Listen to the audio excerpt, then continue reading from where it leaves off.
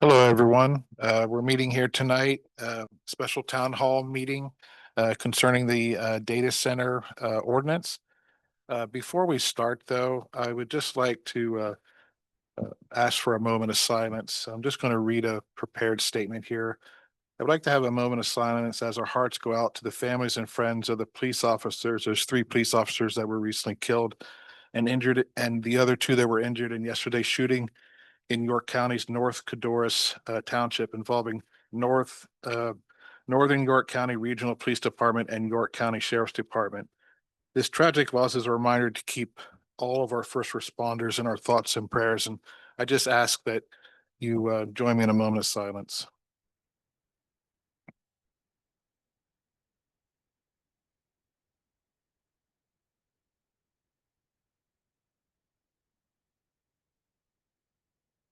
Thank you all. Thank you for that. I would like to now go on to our stated purpose here. I just will say, I know I've been watching the planning commission meetings and listening to a lot of the input from the community. I know there are some elevated feelings about the fact that there may be a data center that goes here, and some of you have recently seen the sketch plan that was just recently put out on the township website. And if you haven't, I ask you to go out there and take a look at that sketch plan. What I want to say is I would like to make sure that we all consider having a certain amount of decorum in these meetings. Don't want to hear swear words. I don't want someone yelling over someone else. And that includes this meeting and all the subsequent meetings afterwards. The applicant here has the right to be able to be heard and to propose this development, and we have to give that person his right to be able to be heard in a fair and equal way. So I just ask, and I know that you all will do this. I've been around many of you for many years, and I think you know how I feel about protecting the township and the rural character of this township. And I think that if we all participate together, this may be a while. I don't want to say it's going to happen overnight. What decision will be made one way or another, but I just ask all of you to keep this in your minds as far as in a proper debate setting. And let's make sure that we consider that as we discuss these matters before us and also before the applicant when that time comes. Is there anything you would like to say? Yeah, there is. Yeah. I think at the last town hall meeting, as far as I'm concerned, everyone was polite. Yes. Measured, passionate, of course, emotional at times, absolutely. Yeah. At times indignant, sure, comes with the territory. None of what I saw at the last town hall meeting disturbed me in any way, shape, or form. There was complete. I mean, the decorum that Craig was urging us to maintain tonight was maintained last week. So please take nothing away from the statement from Craig's admonition that there was anything wrong with your behavior at all in the last town hall meeting. There wasn't. I can only implore everyone to remember that at the end of the day, when we're talking about zoning, if there's a use that is covered by the zoning ordinance, we can't stop that use. What we're trying to do is to come up with a set of reasonable guidelines, guardrails, conditions in the new zoning ordinance that will take into consideration the things we know about, the things we've heard about, and to provide as much protection as we possibly can for the residents. We are committed to protecting and preserving the rural character of the township. Understand that, please. But there is an ordinance here that permits this use. Is the use incompatible with the notion of a rural community? It's hard to say it's not. Of course it is. But this is in our zoning ordinance. We cannot eliminate this part of the ordinance. If we took it away from it, if we were to do that, if we were to remove this particular zoning use from Pennhurst, it would have to go someplace else. So please understand that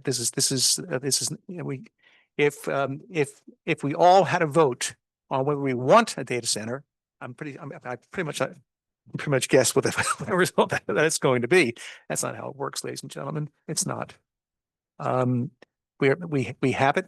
It's the ordinance is what it is, and we got to find a way to make everything work at the same time protecting everyone's interests as best we can. Yes. And I would like to ask everyone just to please silence your phones for this meeting. Thank you. Okay, so what I will do is I will turn this over to the audience here, and you can bring up your concerns and we can have discussion, and I'll open this up right now. Is there anyone who would like to start? This is very similar to the way we did this last town hall. Yes, please. If you could, when you come up, please give your name and address. Matt Ramsey, 116 Penhurst Road. So I'm a bit of a latecomer to this whole process. My wife has been dutifully showing up for all the meetings. One of my take-ins from the planning commission meeting that I attended earlier this week was that there were a lot of expectations that the proposed ordinance would contain some of the suggestions that had been made to modify what had been floated as an ordinance. And there was a fair amount of hue and cry that none of those suggestions had made it in. And I'm kind of curious how that came to be. And I think it might serve to kind of dampen the agitation if people had a good understanding of how that happened and why. Okay. One of the requests, one of the points brought up at the last town hall meeting was the distance, the radius for doing a water study. That in fact was changed from 1,000 feet to 2,500 feet, as was requested by members of the audience. That's in there. So I will take, I'll quibble with you to some significant degree that we didn't do anything. We did in fact take that into consideration and made that change. So okay, but a number of other things that were floated that never made it in. And I don't know if that was because they were deemed to be not really legally defensible, which is a perfectly legitimate argument, or if this was because of time constraints, or because the way to answer that is, Joe, you were talking about this the other night, the planning commission. Could you just rehash how we've got here? Sure. The way that we got here is by way of the fact that at one point the Penhurst property owner had asked verbally what could go on the property. He had proposed several different things over the years. At one point years ago, as your wife brought up to me, he had in fact proposed a data center. There was a warehouse use and data center use on a plan that had been submitted, I think in 2018, I believe 19, somewhere in there. So over the years, there have been many, with this particular property owner, there have been many potential uses that have been proposed. At one point with this particular board, there was a proposal that was verbally again presented as a potential data center use. This board at that time said, wait a minute, we need to get a hold of this, because right now, the way that we get to a data center use under the current code is by way of a catch-all provision that's actually in the general industrial district, but is incorporated into the zoning for that particular property, but also requires other uses to be proposed with it. So it can't be a standalone use. So that brought about the idea of multiple uses on the property, and the plan that was actually submitted as a conditional use plan. We don't have an application, as we indicated the other day, but that plan has what is called the black carbon pyrolysis plant, a data center use, and an office use all combined. Yeah, in legislation terms, it's called a poison pill. You could call it whatever you want. You know what I'm saying? It was kind of intentionally there to scare people into, well, maybe we ought to make this severable, because I think that's what this new ordinance does, is it doesn't require the data center to be part of a combinational use of the property. It does not allow for it to be combined with a data center to be combined with any other use. So not only does it not, it's a prohibition. Right. So long way around the barn, how we got here, the original draft of an ordinance was presented to the Planning Commission. That was several months ago at this point. Then there was a second version of that based on red lines and comments that were received from the Planning Commission. We received a number of comments also from people other than, and in groups other than the Planning Commission, including East Vincent Advocacy. We actually, in the final version of what was proposed and presented to the Planning Commission the other night, was a combination of all of those things and had actually a number of changes to the original provisions that included definition sections that were not originally there, converted from conditional use to special exception, had a number of specific studies that were requested. And in fact, I would say probably 80% of the changes came from either Planning Commission, EVA, or other groups outside of the township. So there were a lot of changes that were made to the ordinance to accommodate those suggestions. Many of the changes were not made. We all agree with that. Some of them were for reasons I'm not going to get into right here, legal reasons. Others were because we had very divergent views on what should go there. Some people, by way of example, felt that solar should be required and battery backup should be required. Others said absolutely not, that's a fire hazard or an environmental hazard. So we left those things out because of that, because no matter who we were trying to satisfy at that point, somebody was not going to be satisfied. So we left those types of things up to the special exception process and the community benefits agreement. And that is primarily why we switched from conditional use to special exception, so that the board could act as a party before the zoning hearing board and hopefully put some of those safeguards in place and really be a steward for the township. So that's a very long-winded answer of how we got here. Okay, so it was kind of a conscious decision to not incorporate some of the EVA things because there either wasn't consensus or there were legal problems.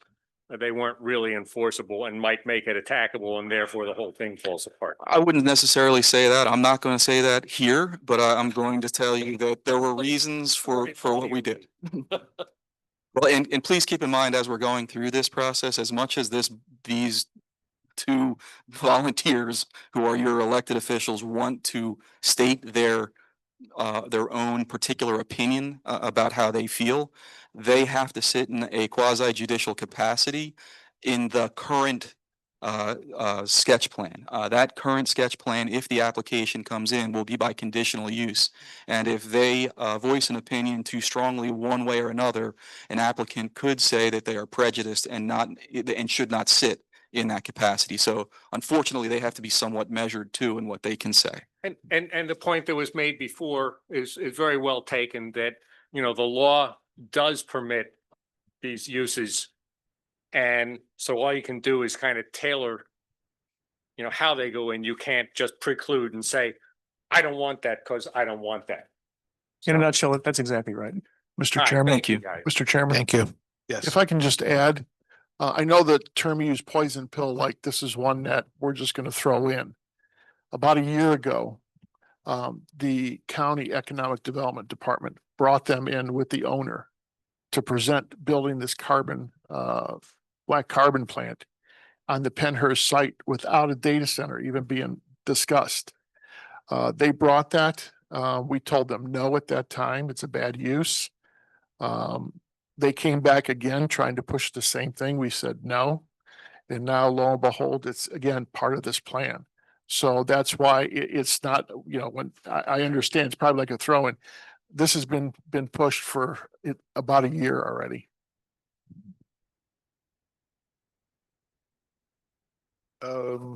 Yes, please, in the back. My name is Taylor Boyd. Oh, wait till you come up here, please. Oh, wait, that way everyone online can hear what you're going to say. My name is Taylor Boyd, and I live, my name is Taylor Boyd, and I'm not used to public speaking. It's I okay. live at 406 King Street, which is not which is in Spring City. It's not actually in East Vincent, Mhm. but it's just over the line, right across the street from the old Penhurst property. And I, thanks to my wife, just recently got involved in following this process. So I apologize. I have not reviewed the sketch plan. I have I'm actually a member of the Planning Commission in Spring City, but I'm not here to represent the borough. I'm just here as an interested party.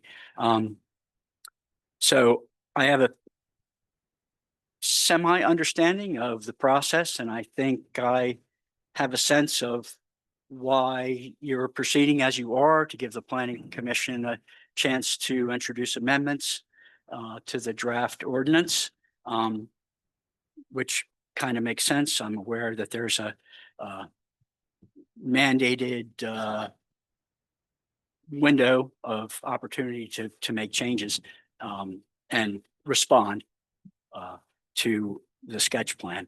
I'm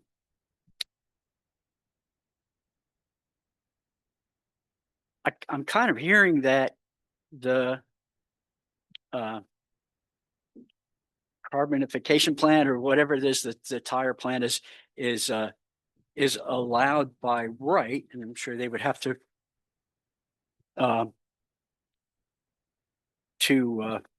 follow any kind of environmental requirements. I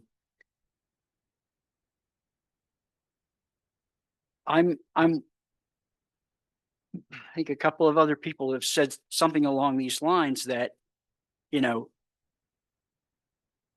wondering whether that data center is a smokescreen, whether the data center is a red herring, and the tire burning plant is actually the ultimate goal of the developer. Say what they will, that's a concern of mine. And if the data center could be a special exception, I'm just wondering whether the tire plant could be a special exception. So that, maybe additional conditions could be imposed upon that. I'd just like to point out that I don't know how many people live nearby or are aware of this. There was an enormous coal burning power plant, steam plant down by the river there, that I've been hearing the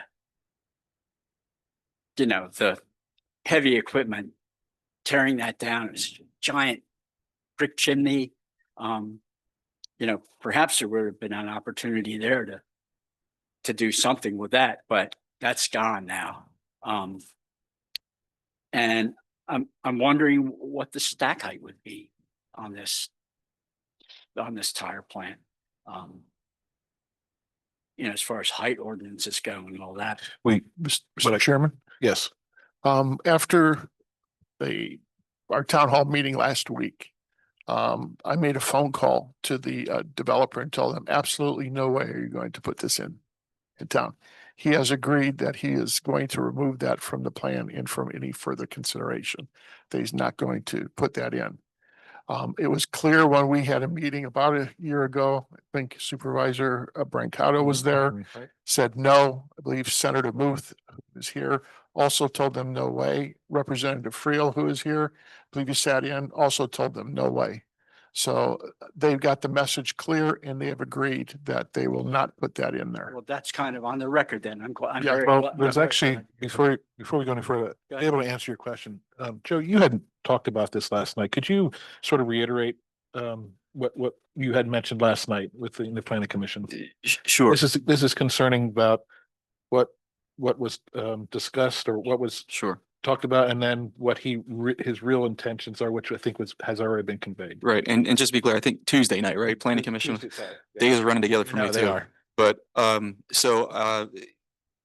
me answer a couple of questions that you had in there as well. You asked why couldn't it's called the technical term is pyrolysis plant. Why couldn't the pyrolysis plant be by special exception also? But no, I think it's not moot. It's very relevant. It can be by special, it's not by special exception under the current code. A pyrolysis plant alone, is a manufacturing use, which is a by right use under the code. However, when combined with other uses as the plan that is currently, has been submitted to the township, which is also under the current code, when combined with other uses, that pyrolysis plant use plus the data center plus the office is by conditional use. So as a planning commission member, you know, conditional use is just like special exception, except for it sits before the board of supervisors. So those conditions and safeguards, although not specific in the code, are hopefully able to be placed on the use. Bob is absolutely, Manager Zinkowski is absolutely correct. The intention of the developer is to have that plan just sit there. And when we say developer, it's really property owner. The ultimate developer will probably be somebody else. But the property owner has indicated that the plan, to the extent there is an application that is submitted with it, with the appropriate fees that are paid, they will grant us an indefinite extension, grant the township an indefinite extension, hold that plan in abeyance, just have it sit there, and see what happens as this other ordinance works through the process. And the intent would be to have a standalone data center use that complies with whatever that ordinance is. Perhaps take some of the time pressure off then. Take a lot of the time pressure off. And if we would decide we don't want to grant that indefinite extension, that's at the discretion of the Board of Supervisors in the township, and we force it through. That's all I got. Thank you very much. Thank you. Thank you very much. And Mr. Chairman, I apologize. In a few minutes, zoning officer Bear and I are going to have to head in the back room, but we'll be back very shortly. Okay, no problem. Yes, please.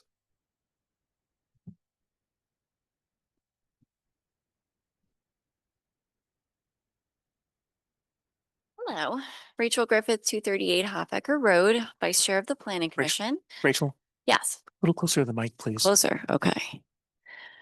So, it sounds like you were online, Craig, Yes. for the Planning Commission meeting. So you heard, kind of what the discussion was. But I just wanted to fill the board in on, what our reasoning was for not recommending that the board adopt the ordinance. Similar to the gentleman who got up here first, we did feel like there were some fairly simple, what we thought were simple suggestions that we had made at our June meeting that weren't incorporated. One of them was we recommended not referring to the Uptime Institute and Level 4 because that sort of like, while it probably would attract the most responsible data center developer, it might also attract a very large data center because it was our understanding that the level 4s are the really big ones typically. And we thought maybe we didn't want that. And so why require it if that's not what we wanted? And that's still in the ordinance. We also thought the maximum height was really too tall. That it sounds like we are now permitting a 2-story data center, but why couldn't we just permit a 1-story data center? We had also advocated that the woodland protection be the same as the underlying zoning district instead of allowing for additional woodland protection. And that's still in the ordinance that's allowing additional woodland clearing. And then we had also advocated for green building design standards, which didn't make it into the ordinance. And I think that there are things that you could put in there that would really mitigate a lot of people's issues related to water draw and related to the backup generators, the noise and the fumes. And so I don't know the full story of, the developer and what the intentions are. But if you think that it could be possible that in the time between, if you were to adopt the ordinance on Monday and then if you were to consider amendments very soon thereafter, if you think it would be possible that the developer could put in a plan in that interim time, I just wanted to say that depending on their attitude, maybe they would be amenable to waiting a few more weeks to make some additional amendments. But because I don't think it would be hard to change a couple important things and make it a lot better. It did get a lot better. There's a lot of protections in there. But some of the key things that we've been hearing did not make it in there. Okay, thank you. Thank you very much. Thanks. Sir, anyone online or anyone else? Okay, let's go to that person who's, oh, wait 1 second. Wait 1 second. Dana. Hello, Dana.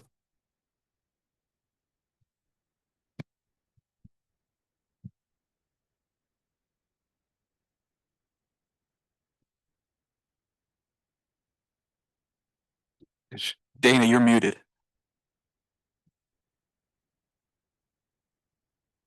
And not by us. To be clear. Maybe what we'll do is, why don't we come back to Dana later? Because I know that you both have to leave soon and we won't have someone to do this. Well, we'll do this when you get back and we'll get to other people who are online. What we'll do from now on until they get back from the other meeting, we will take questions and stuff from the people who are here. Yes, go ahead. Mr. Chairman, real quick, if there's anybody here for the zoning hearing board meeting, it's actually down the hallway in the training room. So if you're here waiting for it, it's actually down the hall. I'll be real quick. Steve Hacker, 881 Brown Drive. Did you say before, Mark, did you say before the meeting that you changed the scope of the water study? Is that Yes. what I heard you say? That was since this ordinance was, My understanding, No. I'm pretty sure that it's that we included 2,500 feet as opposed to 1,000. That's right. Yeah, since so the ordinance was made and the meeting was set? no, before that. Because I would say, So, Steve, if you, just to get the timeline right, the timeline was, the town hall meeting occurred. At the town hall meeting, there was a suggestion that the limitation of the water study be expanded from 1,000 feet to 2,500 feet. That was before the ordinance, as it exists today, was advertised. The ordinance was not advertised until Friday, so 2 days after the town hall. In the interim between the original town hall meeting that had the second version of the ordinance, and the advertisement, the third version of the ordinance, which is what's posted on the website now as version 3, was created. That version has the 2,500 feet in it. So it was before the advertising. but didn't we talk about the setbacks overall being bigger? I mean, 400 feet is nothing. I mean, it's way too close to my neighborhood, their neighborhood. and Steve, the veterans- I just wanted to give you my copy of the, right, so there's the 2,500. And Alright. that also will continue in the Spring City Borough, whatever it goes to, and that 2,500 feet will go outside the Right. boundaries of the township. Well, my problem is with just the whole building setbacks. Sure. Because that 400 feet is not enough. I mean, it just isn't clearly for 2 neighborhoods and a veteran center. Mhm. I mean, that's something that absolutely should have been addressed too. All right, I'm gonna let it go there and let somebody else speak. Okay. Thank Steve, you very Steve, much. as a pragmatic matter, understand this, as you know, we're not, the ordinance itself is not site specific and it's not user specific, right? That's right. The current plan is not going to, I mean, if it goes forward, obviously, it's not going to create an issue insofar as setbacks are concerned. It won't create any issues insofar as setbacks are concerned. So- When you so- look at where it's What located. Mark is also saying is that this ordinance is not prepared for this specific site. So just to be clear that, Right. you know, there are, as we were saying previously before, we are open to amendments and going through that whole process. But right now, and Joe, you had already talked about this at the planning commission meeting, why we are here and why we have to proceed with this ordinance as it is. But as far as amendments go, and again, this is not specific to any particular location. This is for if a data center went to another part of the township, it would be the certain same setbacks and the same Mhm. rules that you see here. Yeah. Yeah. So Uh. just to address, I think there's a combination of things going on, Mr. Hacker. One is that the existing plan, right, the one that was submitted, again, no application but plan. There's a 60-foot height limit right now under the zoning code, but the setback, I believe, is only 50 feet as it exists today. So if that plan were to move forward, I think what Mr. Brancato is saying is that there's not an issue from a setback perspective today with the plan that was the sketch plan that has been submitted. Again, no application. Right. But that's, I think, understood with the 400 feet, but keep in mind the 50 is the limitation right now with a 60-foot building.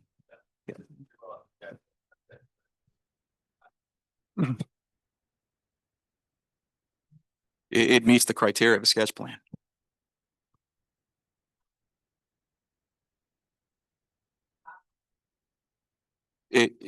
Sure, there's different requirements. I can't rattle them all off the top of my head, but they're all sitting in the township's subdivision and land development ordinance. They differentiate between sketch plan, preliminary plan, and final plan. Oftentimes in this township, preliminary and final is combined together. Preliminary and final would have to be fully zoned, fully engineered, excuse me. Stormwater management would have to be completely figured out. Things like that aren't required as part of a sketch plan. There are existing features plans that are required and things of that nature. And for a conditional use plan, which is really what this is, it's not even a full sketch plan. The conditional use plan has even fewer criteria that are required.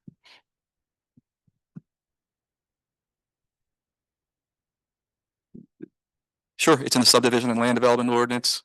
And that ordinance is part of the general township code that's available through code 360, I think it's, yeah.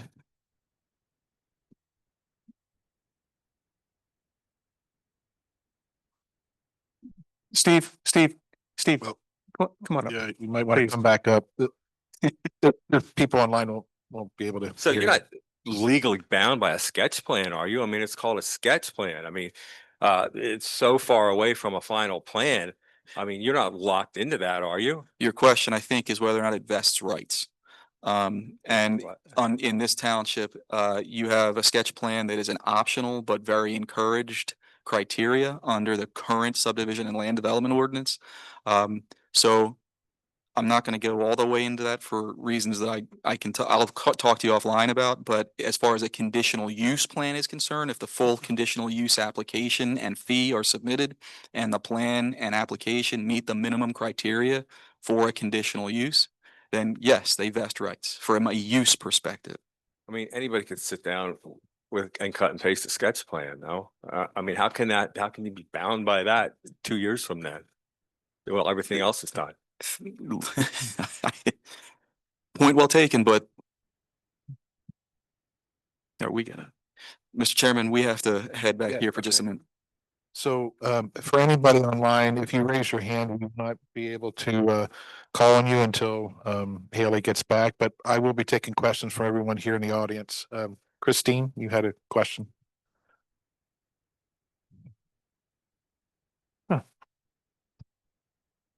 We couldn't hear It's you. too bad Joe left. But anyhow, my name is Christine McNeil. I live at 108 Nottingham Drive. We could have some silence. Pardon me? Not to you, just we could cut down on the side chatter right now. Go ahead, Christine. Okay. Okay. All right. Thank you.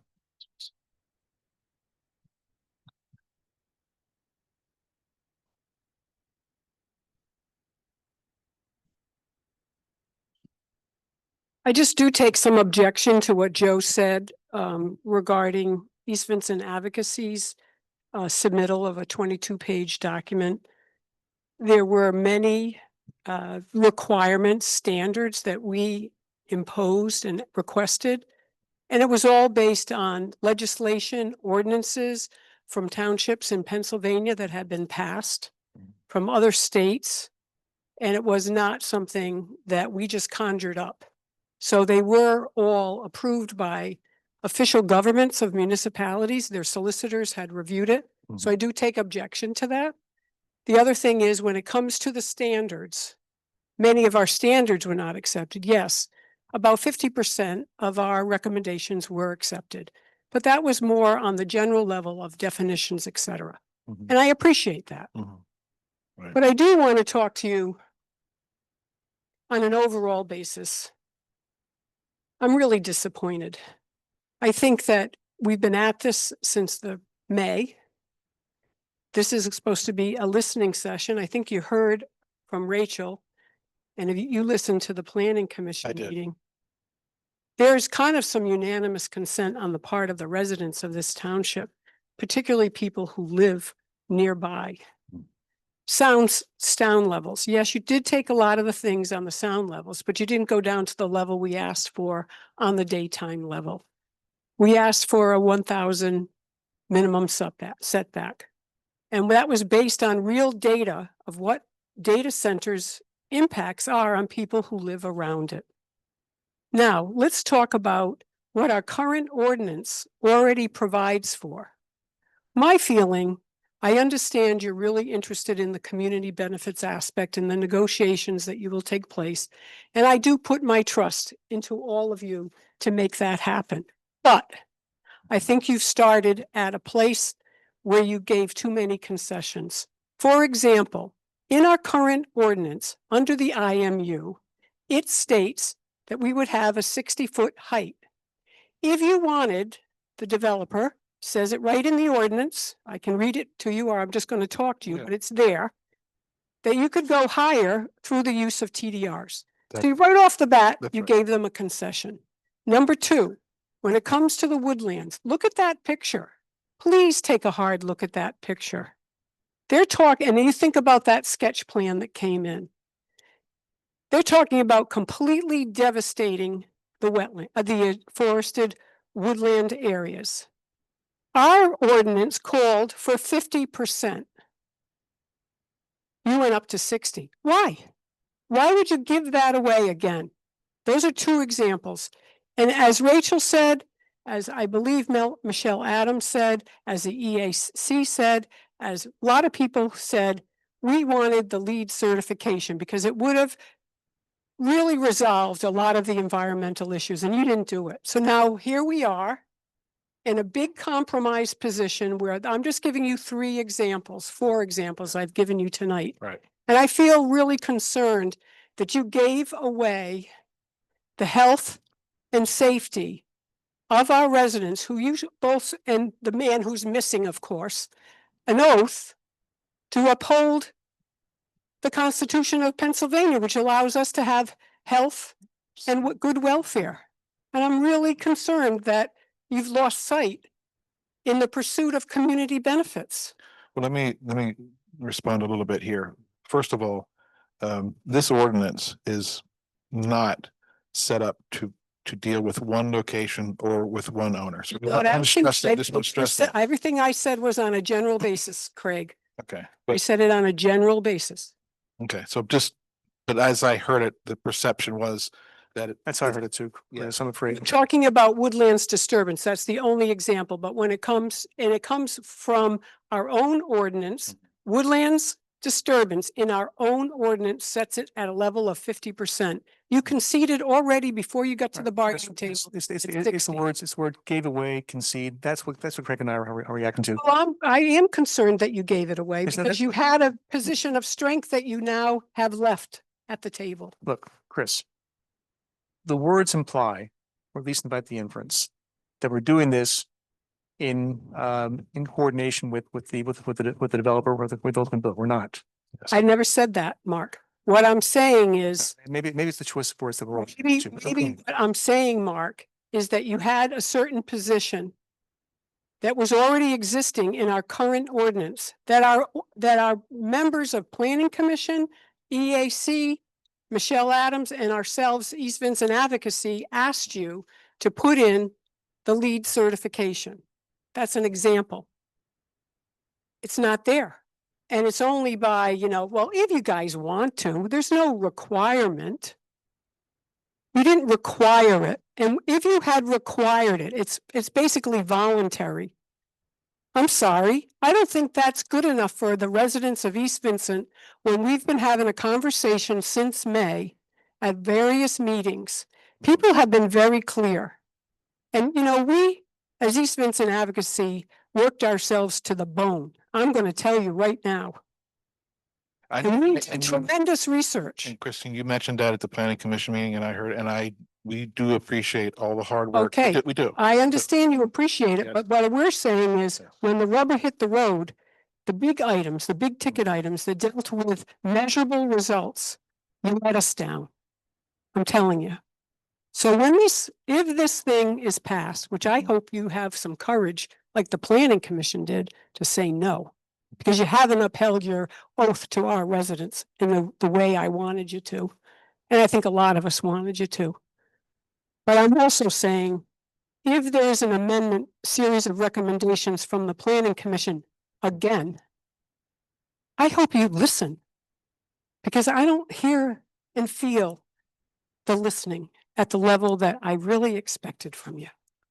Christine, I think it's a little bit unfair No, to it's not. characterize this that way. It's not unfair, Craig. It really isn't. Okay, all right. Thank you, Christine.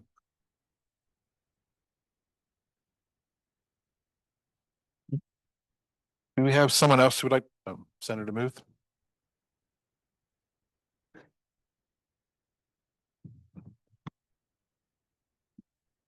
Thank you for allowing me to, again, provide public comment. I echo the frustrations and the previous residents' concerns about what has transpired here, and I feel I'll say misled is the most polite way I can say, especially over the last couple of days. I want to bring to the attention of whatever we're going to call it, the paperwork submitted, I think is what I'm comfortable calling it, by the applicant, or the property owner, I guess we should say. And I just want to be absolutely clear about that paperwork as submitted, that it is an incomplete conditional use application under our township's ordinance. And these are just some of the missing requirements that have not been submitted with that paperwork. There is no proof or written authorization from all the parcel owners. I know that he is the main one, but there's no proof. There's no title reports or deeds that are actually attached to that application. There's no evidence of adequate water and sewer service or Act 537 compliance. There's no stormwater management plan, erosion and sediment control measures, no traffic impact study, even though there would certainly be generating more than 50 peak hour trips. And there's no existing features plan or impact mitigation narrative, no landscaping, buffering, lighting, signage, no phasing or unified development plan, and no evidence of neighborhood notification, posting, or fee payment. Neighbors, if you did get notification, please correct me. I don't want to, I'm just assuming that based on the comments that have been at these sessions. So essentially, I just want to point out that what we have here is a cover letter, a form, and as mentioned, a sketch plan that is out of date. And that does not meet the standards of a complete application and should not be treated as one. And so I want to make that point clear. Also, I want to be very honest about the game being played here. This property owner has already received $10 million of taxpayer money for that property to allegedly make it shovel ready for something. Is that you are under the same understanding as me that $10 million has been allocated by Chester County Economic Development Council through Senate or through State. Governor Wolf? That's correct. Correct. Just want to make sure that the amount hadn't changed. $10 million of your money, of the people's money, have been given to Mr. Shrine. Okay, so now he submits an application where he puts himself as the developer. Maybe he is a developer. He seems to have a lot of hobbies, some of which I certainly don't think that this township wants to be associated with, but I digress.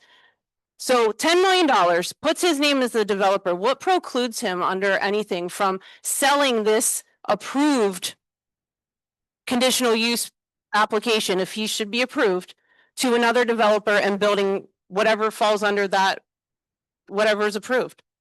What precludes him from making a massive amount of money, selling it to somebody else, like a big data center developer, putting something in our community that is going to negatively impact our health, well-being, and ecosystem? That's fact, not opinion. That's science. It's proven. This is not, these are not good things to live next to. They're just not. Some things don't fit in certain municipalities, and that's because of development. You can't say that every business has a right to do business here if it's what's built up around it. And you can't just plug it in there because someone has the right to do business. The right to develop your property does not entail the right to harm the people at the adjacent property. I please correct me if I'm wrong, that's not in law anywhere that says this is a given entitlement. Build whatever you want, even if it hurts the person living next to you or the rest of your community. But that's my understanding of the law. So I'm very concerned that we've already been taken for a ride, given our money to this as taxpayers at no consent of our own. And now the same thing can happen because this person can just flip it over to someone else and make tens of millions of dollars off of this property. And still somebody who lives out of state is going to decide what is coming into our community. And I don't want to hear about state and federal regulations that do not exist. And if they do, they're not enforced, and they are not based on science. They are based on industry standards. So make that very clear. Anything, the DEP, Pennsylvania Department of Health, air quality permit, anything is industry standards. There's not a single regulation that's based on a health standard, not one. So to say that we're protecting people by following the, like he put in his application, is complete just bullshit. If we could curtail on the swearing. I know you didn't hear what I had said earlier, but. I think that's probably the most offensive thing happening in this room, but at your request, I will honor that. Okay. I also really want to point out that the way that this was done is through this. I went back through every note that I've taken, just like the people behind me, from coming to all these town halls. And the first thing I had is, why is this a special exception? I thought this was supposed to be a conditional use ordinance or update to make things more stringent, because as mentioned before, we have already protections in place that possibly limits something like this from being built. So now it's a special exception. It goes with the zoning hearing board, which is an unnecessary step. And so, and of the most like just frustrating thing is that I certainly didn't expect what I provided to be verbatim what you ended up doing. I understand that. In the draft ordinance that I provided and said, here's some things that are protective, have been implemented elsewhere. I certainly did not think what I gave you would be the end result. And I don't think anyone who provided feedback thought that all of the things they asked for would be in there. But the one thing you did not put in there that is just, I cannot wrap my head around it. And I don't know if it's just lack of like an oops or a mistake, but if it is, it's a massive one. And in the draft ordinance I provided you under the zoning district, it was to change that the applicants bear the burden of proof to demonstrate that all development and operational aspects of the proposed data center and or infrastructure will not adversely affect the health, safety, welfare, or character of surrounding areas. In your draft ordinance, the burden of proof is on this township. And you know how hard it is to go to court and say to a judge, this is going to harm the people that live here before the thing is built?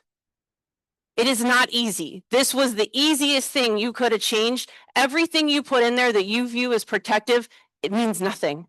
It means nothing. It's on everybody here, residents, the township to show that, hey, what you're proposing to us is going to be bad. That's a lot of money.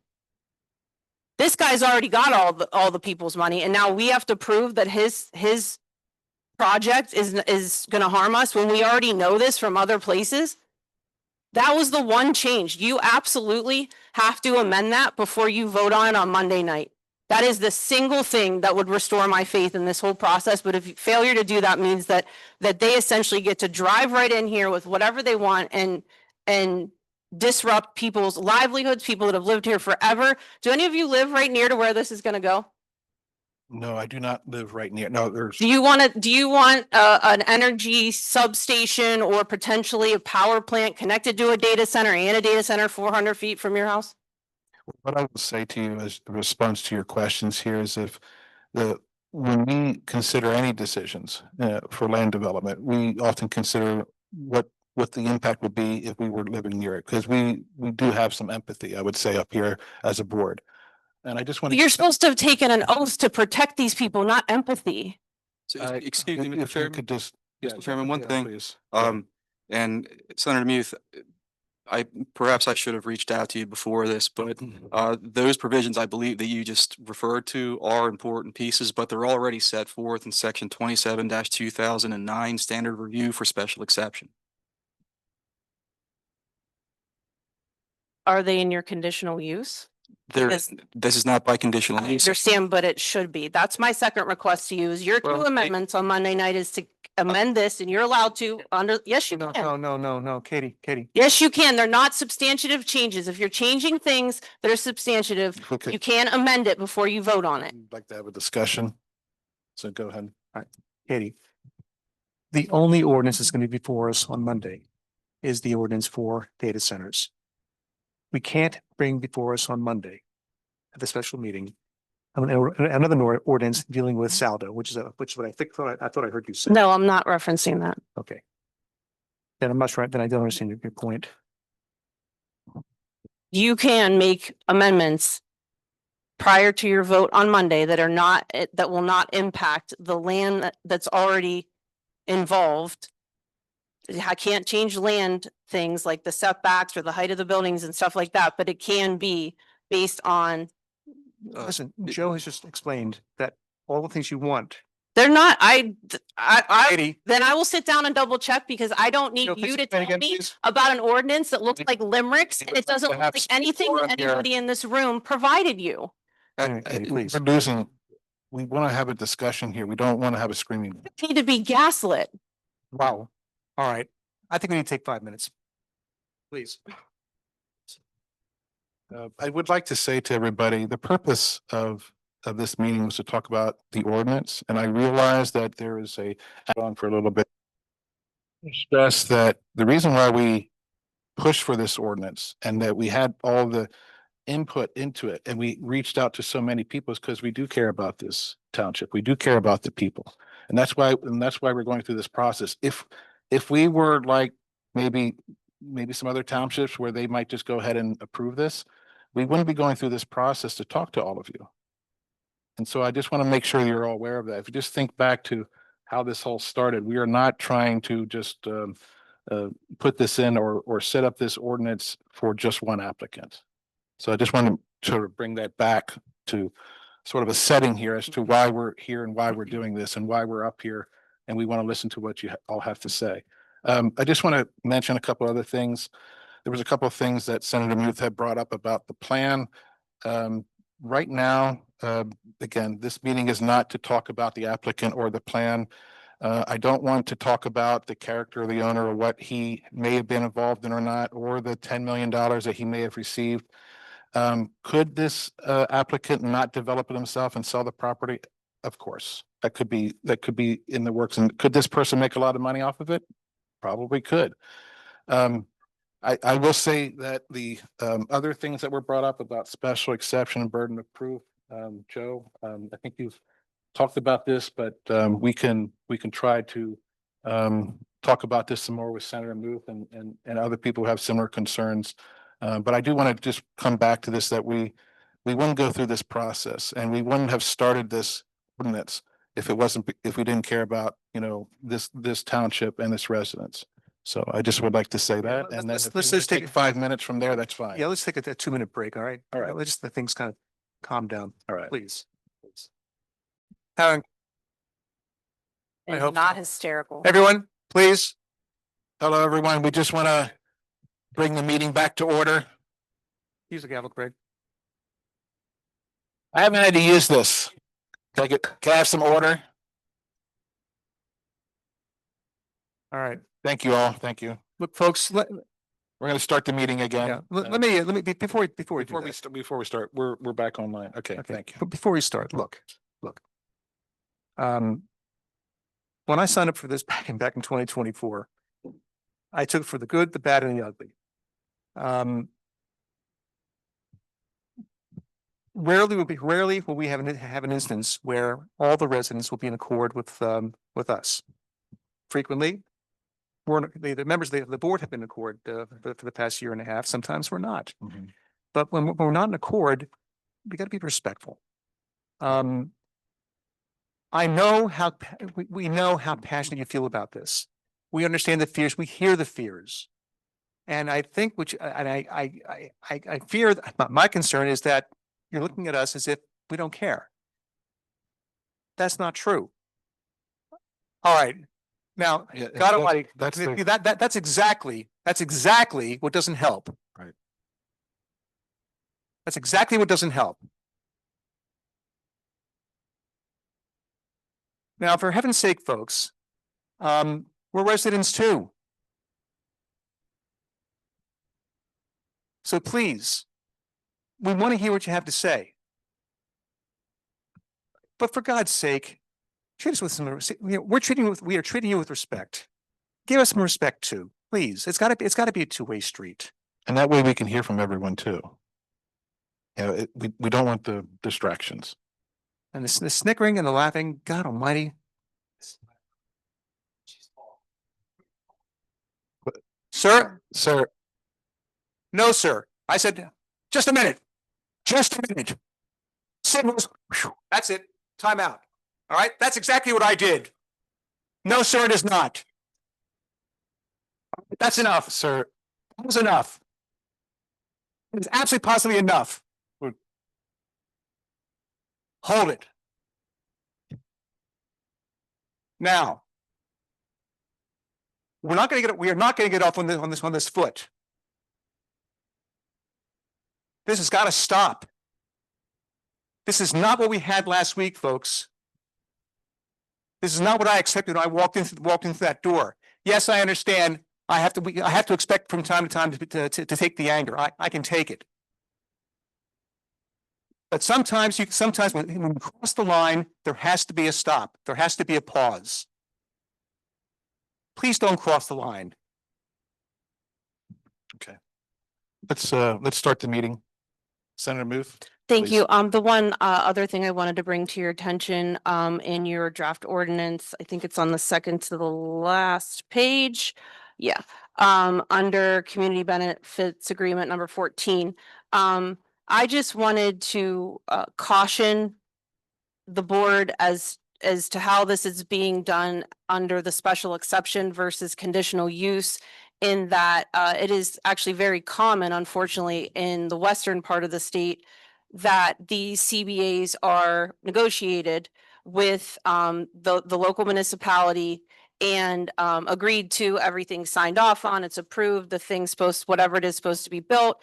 And that applicant or the company goes back to court and asks for those things to be stricken from the agreement because it is viewed as contract zoning, which is illegal. And so you can't pay your way into being approved. So I just caution on how you're going to craft whatever CBA, whatever that is. And this has happened, unfortunately.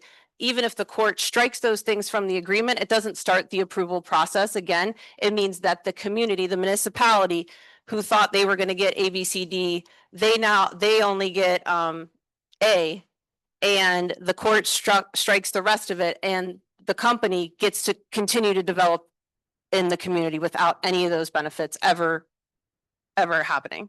So I just say that as because of the way you're doing this under the special exception, that is unfortunately a reality that many communities where I grew up and nearby are facing and missing all of these, promises that were legally binding. And then the company knows that it's contract zoning, goes back to the court and gets them stricken, and the community can't do anything, but the development can continue. So I just wanted to flag that for you in terms of any modifications, or the fact that, again, I'm requesting that you make an amendment to put this back to conditional use so the Board of Supervisors can make the decisions about the conditional use application and not the zoning hearing board. As their zoning hearing board is a quasi judicial entity, it is much more difficult for residents to have their concerns heard by a quasi judicial entity than the people they elected to serve them in this community. And that is my other request, that you revisit the burden of proof unless I'm wrong, as the solicitor said, and also then amend your ordinance, which you can do prior to voting on it on Monday night, to make it a conditional use and no longer a special exception. In addition to all of the other things that to be amended once it's referred to the planning commission, which is my final request is that you may feel frustrated that people here are like, you know, this isn't how it was last week, but what we had in front of us last week and what was discussed relative to what would be in this final ordinance is also not here as of like what was here last week. What we have is a document that people are upset about because they came and they spent their time and their energy and to say that we need to respect one another is, I don't know if respect is just hello, how are you? Or like, I'm actually listening to you and I have that authority to make something that is going to make sure you and your family aren't harmed. And I know this is wonky and this is happening fast and I have grace for that. But I just said this the other night at a different town, a different county. And that was an all Republican board again, as they're going to reverse a very protective provision for their community. And they didn't, after hearing from the residents, again, to not reverse the good they just did 2 months ago. And again, you would rather be sued for doing the right thing than for doing the wrong thing. So I just say that as you make those amendments, I'm not saying anything offensive. I'm urging you to reconsider what you have, that the final version cannot be what is before you on Monday night, that it needs to be amended and those things need to be taken into consideration. And I, you know, I get that public service is hard, but I think your best way to serve the public is to listen to these people because they're very smart and they're not just passionate. This is where they live. This is their livelihood. This is their property value.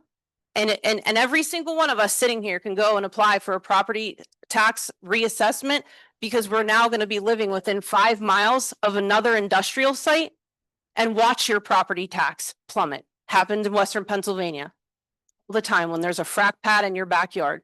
Every single one of us up to a 30% decline in our property value. So when you think about all this alleged money, and I encourage the township to do a true economic impact study because other states have never seen this alleged windfall money. None of them. Only sick people, sick animals, and no water. So those are my recommendations, and thank you for allowing me to do public. So Yeah. thank you for comments, and we will consider everything you just said, and thank you. There was a hang on. Katie, I think Joe can speak this better than I can, but we can't do a community benefit agreement within a conditional use process. That is contract zoning, and we can't do that. Joe, please. Yeah, actually, I disagree with that. I think that you can do it in the context of a special exception. There's always things that can be challenged. It depends on the reasonableness of what's within the contract itself. However, just looking at a couple of things, the conditional use criteria mirror the special exception criteria, so that I'll just read this piece. It's a little bit different in special exception, but generally the same. The proposed use at the location set forth in the application shall be in the public interest and serve the public health, safety, and general welfare. So there's no burden on, it's not the burden shifting that I think that you were thinking. The burden of proof is on the applicant that they can meet that criteria. So it's not, it says. Senator Muth, if you want to, you can come back up here if you would. like. No. It says. Please. Let him finish first. Let him finish first. All right. Please. Let Joe finish first so he can address the points you made. Then by all means, come back to the mic. But interrupting him is not helping. It doesn't help. But the proposed use the burden is on the applicant. It's not on the township. That the burden is on the applicant to show that the location set forth in the application shall be in the public interest and serve the public health, safety, and general welfare. So that's in both conditional use and special exception. The language isn't exactly the same, but it's there. And as far as your question about contract zoning, you're absolutely right. If there's a use that's permitted by right, or a use to where there is a variance granted, those uses if there is a contract associated with them that the municipality is trying to enter into, it's pretty clear from those fracking cases out west and some other things that happened, that it's contract zoning. The best way that I can think to avoid contract zoning and still have a community benefits agreement, which is something that is relatively new in Pennsylvania. We all know that it is. Community benefits agreements that as we had discussed before really came from casinos and things like that. But the concept is, for the eastern part of the state, a relatively new concept. The best way to avoid contract zoning is to include it as a special exception. Because if you include it in a special exception proceeding, the board is not sitting in a quasi judicial capacity as they would in a conditional use. They're a party to the proceeding itself, or they can be if the board chooses to vote that way. The CBA also doesn't necessarily have to be with the board or with the township. It could be with a third party that the township directs. And that's how a lot of places do it in the Midwest. So how does the township reap the benefit of a third party CBA? Like, how do you enforce that They're a it's third actually party benefit? beneficiary to the contract way of the community benefits. But like, if they don't do it, what happens? It's contract. It's a breach of contract. Okay, well, I'm living in a neighborhood that's a giant breach of contract. Yes, Give me it a better is. example. So like, what happens? Who's the enforcement arm? The enforcement arm. You know what I mean? Like, how would the community Let's have? just say by way of example, and I hear you. Yeah. Let's just say by way of example, the township is a party to the contract. If the township's the party to the contract, the township can enforce the contract. If it's a third party, the third party could enforce the contract. However, written into that contract, you can also put provisions that are third party beneficiary status could be the township, could be some other watchdog organization. I mean, there's ways to contract. Yeah, I guess my faith in enforcement of contracts in Pennsylvania, not this town, in Understand. general, Commonwealth wide, is just like, it's embarrassing, and that's not anyone's fault here. It's just that it's a worry of mine as I've watched. I mean, there are communities right now that literally are filing declarations of emergency for not having drinking water for people in our Commonwealth. And here we have a lot of corporate politicians promoting this massive expansion of this alleged, economic wonderland. And, people saying that we need to beat China and all of this stuff, and the actual monetary. I mean, I'm not one to say, like, Bob and I had this discussion. He's like, do you want to pay $4,000 more a year in taxes? I'm like, well, I'd like everybody to pay their fair share, including corporations, their fair share in taxes, but I'm not in charge of anything. But if it meant me having to figure out how to pay more taxes so that I'm safe and not sick, and same with my family, I don't, that's where you need to think about. There are people here that this is their livelihood, and having this, extra money for another pile of open space, but we're all sick and don't feel good and have cardiovascular issues and all these things, hearing issues, neurological issues. Those are miserable things to live with, and those don't go away. This is 24/7 impacts from these giant facilities, and there may be a way to do it safely, but that is so carefully planned. And again, there's nothing in the law. You locally would have to say, these are the things that need to happen. Even the sound, the decibel, the World Health Organization should be who you're following. It's the last remaining pillar of science on this globe. There should be no other standard. And I say that just like in general for everyone to actually like be able to live here and not be harmed. We have make decisions on science, not what you think is going to be a big check. And I say that as I work with a lot of people that do the big money part and not the science and health and well-being. And so I'm asking you to revisit all of this. I'm not trying to, I'm fighting for these people.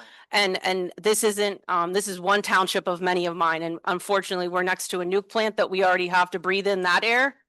And because we're next to that nuke plant, that's why somebody wants to come and build a data center here. It's cheaper transmission lines. So we're at the mercy of corporate greed. And I'm asking all of you just to if we're going to get sued over something, make it because you did it to protect the residents and not because the residents have to sue the township to be protected. Thank you. Senator, thank you for the comments. And thank you for coming up. Thank you for a second. Appreciate that. Oh, wait up on a Just a second. second. Katie, to your point about the sketch is not an application. It's not, and Joe can explain it better than I can. Joe? Sure. So right before, it was before you got here, we kind of explained where we were with that plan. So there is a sketch plan that came through. It meets the sketch plan criteria to a degree. It's really a conditional use plan that the applicant or the developer, we've called this person the applicant, the developer, and the landowner, all three synonymous right now. But certainly, and he did, and he is, so he is the applicant, and when entity, but yes, we all know who the entity is. So to your point, could that applicant sell the property to somebody else? Absolutely. Could they enter into an agreement of sale with somebody else and the equitable owner be different than the title owner and the equitable owner ultimately buy the property after the approvals are obtained? Yes, absolutely. Nobody's trying to suggest otherwise. But what we have right now is simply a plan and a verbal representation that a full application for conditional use will be forthcoming this week. We haven't received it yet. We haven't received the conditional use application. We have not received the conditional use fees, as far as I know, and as far as yet. So we have not yet. Sure. You're getting your steps in You can tonight. do that too. I know. So with what you just said, then, is this application considered submitted? Meaning No. this applicant No. submitted on September 11th. I just want to make sure I know legally. There is no They sent application. it to you, whatever, the paperwork.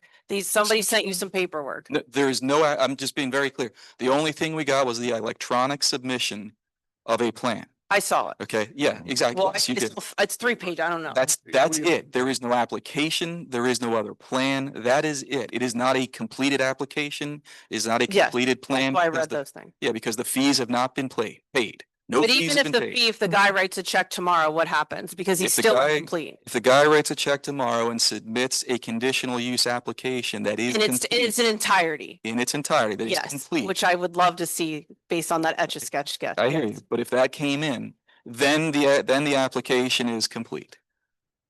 If all the boxes are checked. If all the boxes are checked. So right now, again, to be perfectly clear, whatever you want to call it, that's a sketch. I don't want to call it an application because you said not to call it an application. So I've. Whatever you want. A But, drawing. but it is not a complete application. It So is, it's not, there is no vested right as a result of what has been submitted so far. so they can pass this and make some amendments to it to make it even better. And you don't have to technically do anything with an application for 15 business days, if it should be submitted in its entirety. Correct. If With- he submits it in its entirety, by FedEx or in hand delivery before. You have 15 days to act and you're in They the have middle. 15 days to act, but it's date of submission or receipt, really. And let's not get into the mailbox rule. But you have 15 days to review the application. That is correct. 15 days to review, but if the review indicates that the application is complete, you go back to the date of receipt of the application as to when it was submitted. So Right now, there's way- no date of receipt because we don't have an Correct. application. that is correct. So if this guy's listening online right now and has ChatGPT draft up his application and I've send it to already you, told him this. There is no question that the application is not complete right now, well, as is. as is. There is no application. Yeah, so if he sends all the things, Okay. there's no application? There is.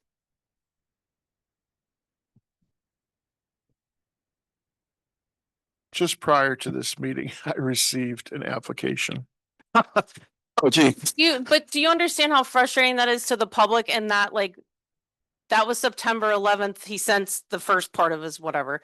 And then the next day, the township then, I just, it's very frustrating that, yeah, I'm sorry, Bob. No, this came in at 5:31 PM. They submitted. So it hasn't come I until. just kind of looked at it now and just said, we're not sure if this is complete or whatever, but I will, Well, We can say we can we get will- back to everybody. we will Yes. post this to the website tomorrow.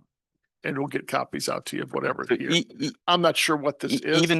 Even assuming that is technically complete and submitted electronically, it still has not, we still don't have a check. We still don't have the requisite number of hard copies. It's still not a complete application. I'm holding you to that. Says Just- we will be sending physical copies to your office. Thank you, Senator Muth.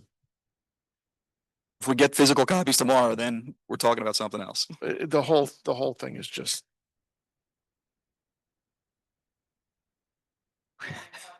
We can talk about that if you want to as well, but, or you and I could talk about it offline, but yes, the pending ordinance doctrine comes into play, but you know, the MPC pretty much eviscerated that and now it goes the other way.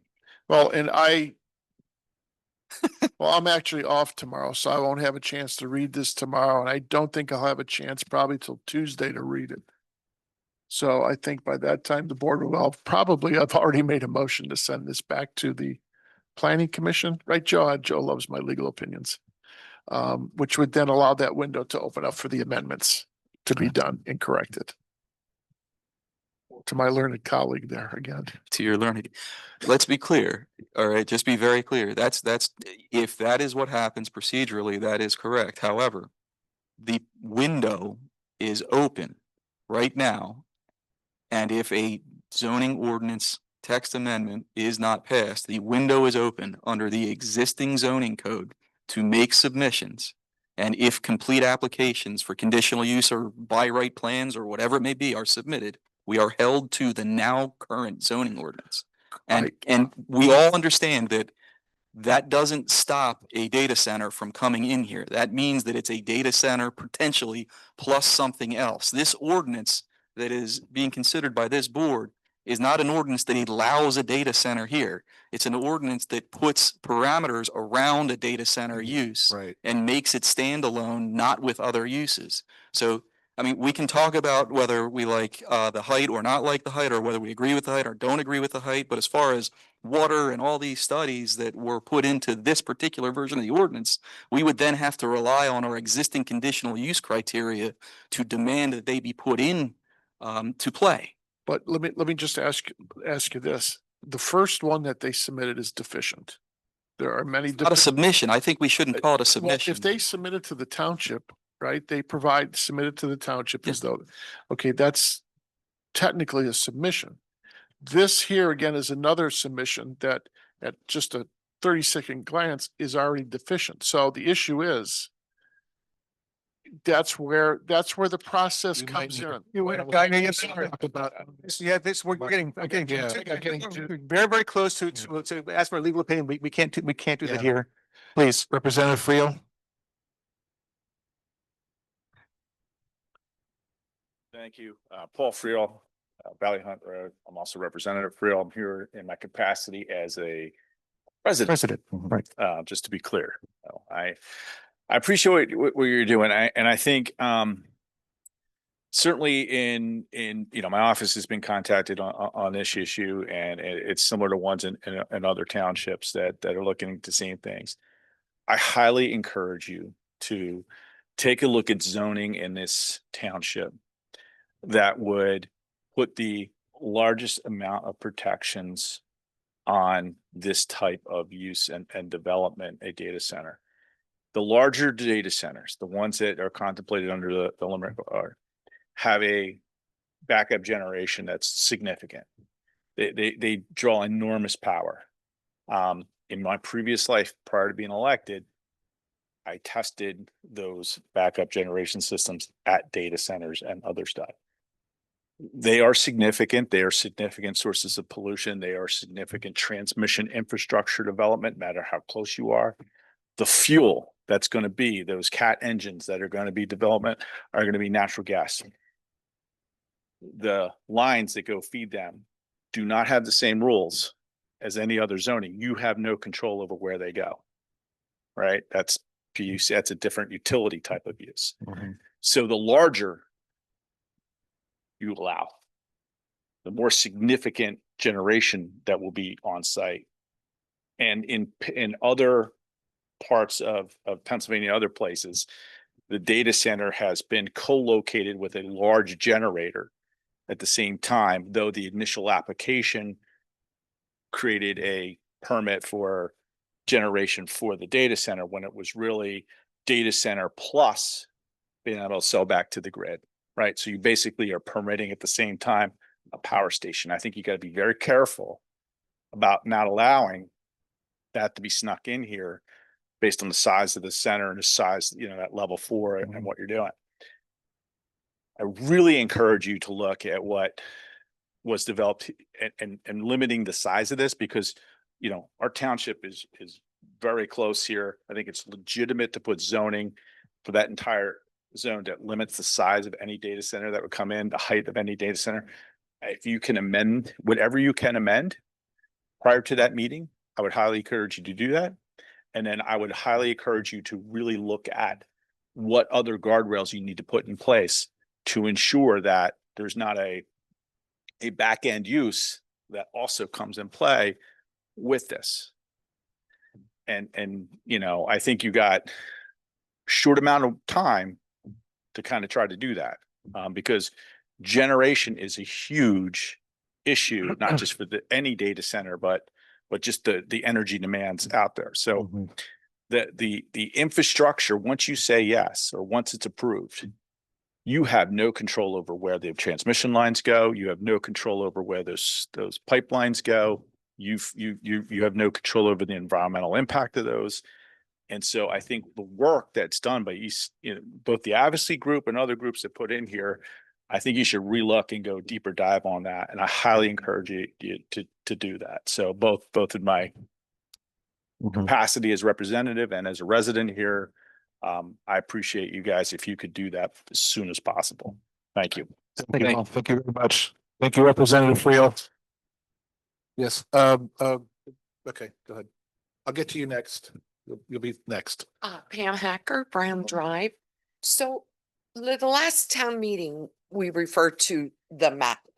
So this is the map, correct, over here on the wall? That is the map. Okay, well, I did some deep diving on that, and that was approved by Jane Peranto, Mark Dunphy, and Ed. And I was surprised Ed didn't speak up and say, yes, I was part of that. But to my point, this ordinance covers data centers, just the concept of data centers. According to that map, other than on that Penhurst property, where else could this feasibly go? Anywhere in the IMU district at 20 acres or more. And that would, but you have the conservative, you have the agricultural, you know, it could go in there if they're 20 acres or more. No. No, there's only one spot that this, according to this map, can go, correct? Not right now, no. The data center right now could go anywhere in the industrial district under a catch-all provision. And also the catch-all provision is incorporated into other provisions of the zoning code. So where on that map else is the industrial provision? The industrial provision applies to the IMU, the general industrial district. There are some provisions that apply in the professional office district. And that is all on that side, the right side of the township of that map. Yeah, yes. Correct? Yeah, you're right, yes. And it could go at Jones Motors, correct? If that possibly. Not right now, no, but theoretically, sure. Would this ordinance cover that? Would this ordinance cover They what? change that zoning?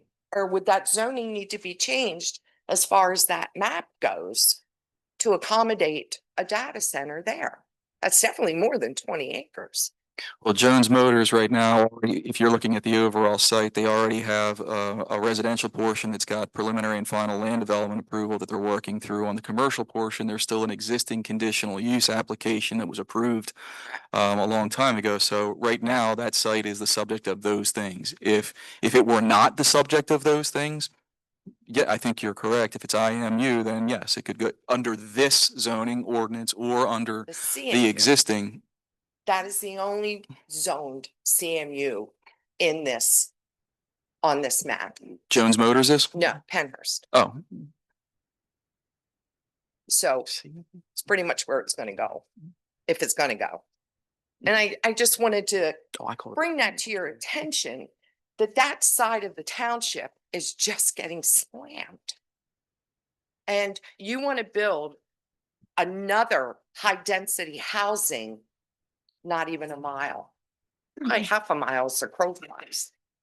And we're just packing that side of the township. I ask you to think about this. Well, isn't that kind of what Jones Motors is going to be? No, You're gonna have condos. no, that's not high density. There- Okay, you don't term it high density, but they're all on top of each other. Your roads are one car wide. You might as well, you can, flip flop. I understand what you're saying. Terms. Yeah. However, but that's what literally it Right, is. but that's, But I'm just there's saying, nothing we can do about that. I'm just saying for the purposes of this, let's not fool ourselves that this is really technically the only place this is going to go in this township. Correct? Thank you. Thank you. Yes, please.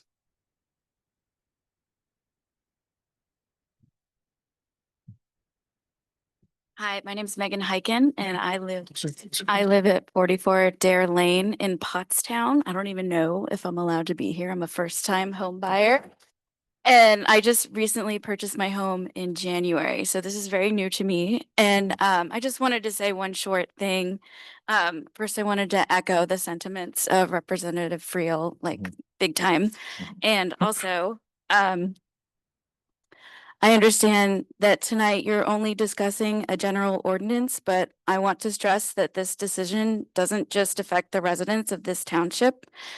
I've shared information about this proposal in several local community groups, including one called Friends of the Schuylkill River Trail, and the response has been overwhelming disappointment. People who cherish and rely on this special recreational path are deeply concerned. Please keep in mind that people outside of this township are watching closely and they see this as allowing private landowners to profit while destroying land that the wider community values and appreciates. Thank you. Thank you. You're welcome. Yes, please. Oh, okay. Hello, Dana. Hello, Dana. Hi, Dana Chaffone, East Vincent Advocacy Mhm. President. Yeah, really great comments and welcome to the person from Pottstown. Thanks for coming. It's great. We've got East Coventry representation too. Dana. We're all working together. How's that? Better? Better. Okay. Yeah, I mean, I'm not even sure. I was driving here when I heard the comment about some of the things that EVA submitted that may have been illegal. So I wanted to take a quick second to set the table again on what exactly we submitted. And we talked about it at the Planning Commission meeting. And maybe everyone here didn't hear that, but what we submitted was not an ordinance, right? We're not attorneys. We're not land planners, but we did a heck of a lot of research. Okay. Monica Scriber did a boatload of research. And then we all got on board. We spent over 20 hours around my kitchen table. Okay. And we tried to take what we felt was the best of the best in protections for the township. Now, we submitted that 22-page document and we instructed the township, Joe, it had to be reviewed in unison with the second redlined version. In other words, some of the things we said, great, we like it, keep it. Some of the other things were, let's strengthen it, or let's pull from Cranberry Township in New Jersey, or, the one in Virginia, or York County had a great, Covington. Okay, so we pulled all of these things. What we said in our submission was, we welcome a discussion because we don't know if they're legally defensible, right? Some of them we absolutely do, and I'm going to go through this list. Because there is latitude in the decision-making in what goes into these ordinances, okay? And I'm going to point out those things. But in no way, shape, or form do we say, this absolutely is legal and it has to be in there. I'll give you an example. The backup generators, should they be fuel backup generators or non-emitting backup generation, like solar and batteries? And you know what we said? We don't know. Because all our research said the same thing, to Joe's point. It needs discussion because there's pros and cons with all of those things. Fire risk with batteries, but you've got air pollutants and toxic chemicals in the air with the fuel. So we submitted that, and we're on a fast pace. I get that. But the next thing that happened was, and this is to Katie's point, we got what was final. Okay, so we weren't able to have those sit downs, and I understand the need for immediacy here with House Bill 502 possibly going in. But we welcome that, and I know Bob and Joe got that memo, and I guess had we had the time, we would have been able to do it. And some of the submissions from Michelle as well that we thought were excellent. So I just wanted to set the record straight on that. Okay, we didn't say this is the ordinance word for word. You're going to use this, and this is legal, and no, because you know why? We didn't use Carl. Carl Ewald is the attorney for East Vincent Advocacy. We did run a special exception approach by him, and we told this to Joe on Tuesday. Carl agreed that that was the better way to go, that the township had more leverage, that you're not to be, as a conditional use, you're a neutral body, judge and jury. You're just saying, does this meet the conditions, and maybe applying more. Being a party to it, he felt, gave you more leverage. We can be a party, okay, in a special exception hearing. Sure. That's right. Residents can be a party. So Yes. remember that. Yes. We could have EVA as a party through a resident that lives within that distance. So I'm just going to go, I hope that sets the stage of what EVA did, not just for you guys, but for the audience that may not be as close to it, okay? And we were happy to see so many other ordinances, and we're reading them as quickly as we can, okay? But just, we highlighted in EVA a couple of the big things. Let me give you this, Mark, and Thank you. an idea of some of the things where we see latitude and we say, these aren't illegal. Lead gold standard. We said, let's make it required.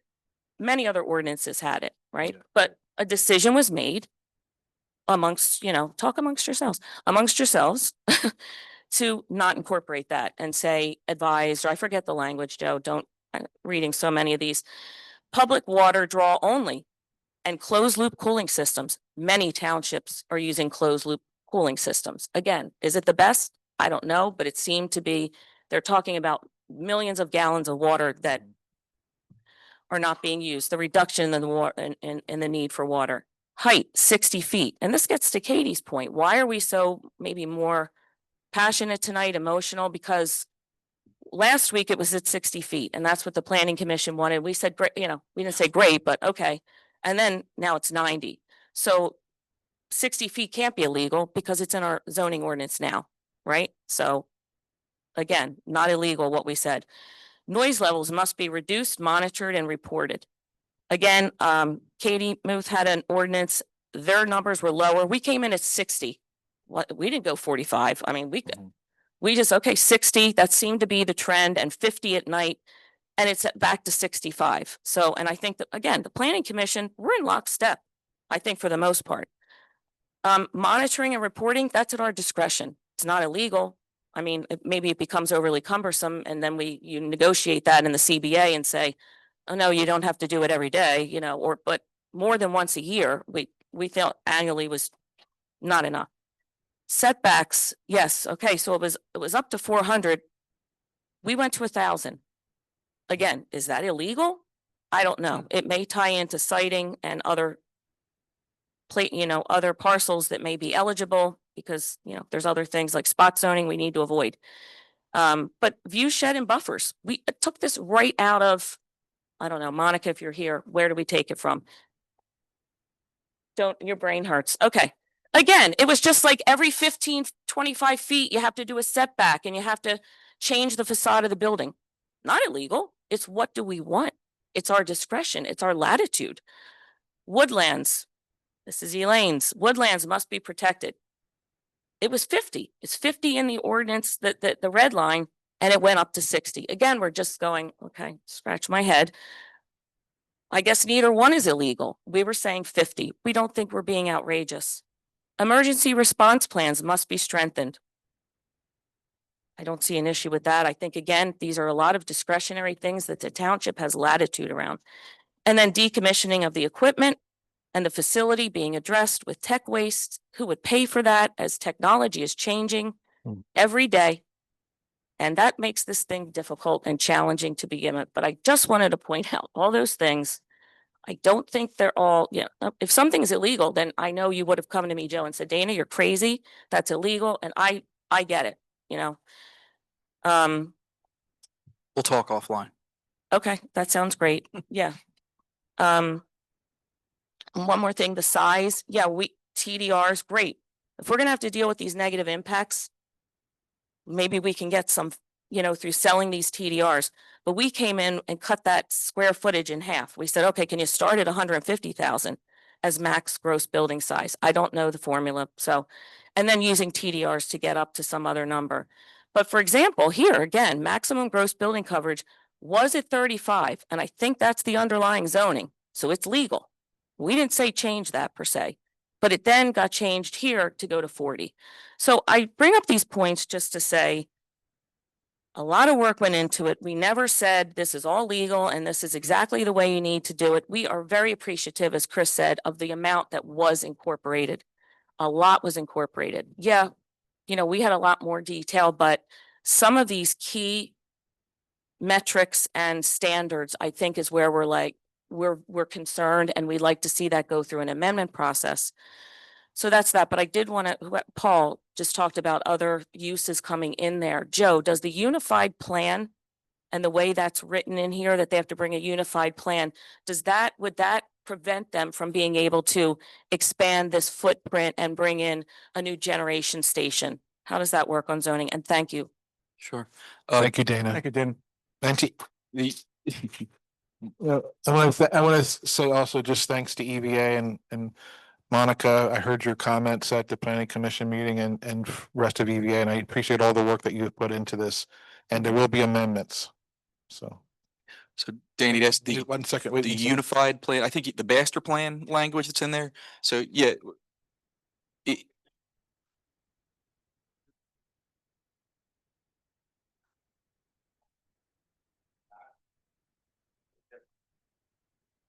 Yeah, please come up. Yeah. So when you're building power generation for backup or for use to sell back to the grid, there is zero difference between the generators, right? It's the same engine, it's the same transmission lines. It's just the paperwork that you'd submit to, PUC and all that, and the type of permitting. It's the same. So if I build a power plant there to sell to you, or I built a backup generation plant to support a data center, they're identical. It's just what I call it and how it's permitted. So I say that because then once it's built, you can then, that's where the change can happen. So but there's zero difference, right? If I'm building X kilowatts of power and then probably 5 or 6 or 10 CAT engines, they're the same thing, whether I sell it or do it or run them once a year or every day. It's just the paperwork that you'd submit for it is the difference. So just and the regulation, right? PUC versus yeah. One is you're filing as backup Exactly. generation. One is you're filing a certain way to do it, but it's like there's literally no difference between what gets built. So it's the same amount of stuff. Yeah. So Thank you. So just to answer your question about the master plan, sorry, I know you keep. It's like you're getting your. You're gonna get the steps in tonight. The master. So to answer the question about if they came in after the fact with some other thing, then they would have to come all the way back before the zoning hearing board for special exception. They'd go back through a land development process. Like it would have to. It's not something where all of a sudden. There isn't something that's located on a plan and then poof, there's a small modular nuclear reactor or something sitting on the plan the next day. Before there looks like there's someone online. If you could just wait after this one person here. Oh, Molly. Yes. Hello, Molly.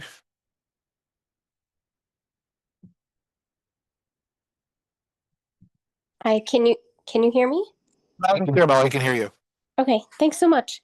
Real quick, I wanted, sorry, Molly Wagle, 19 Kerrigan Avenue. I just wanted to, I echo many of the comments. I also appreciate everything the board is doing and listening to us here.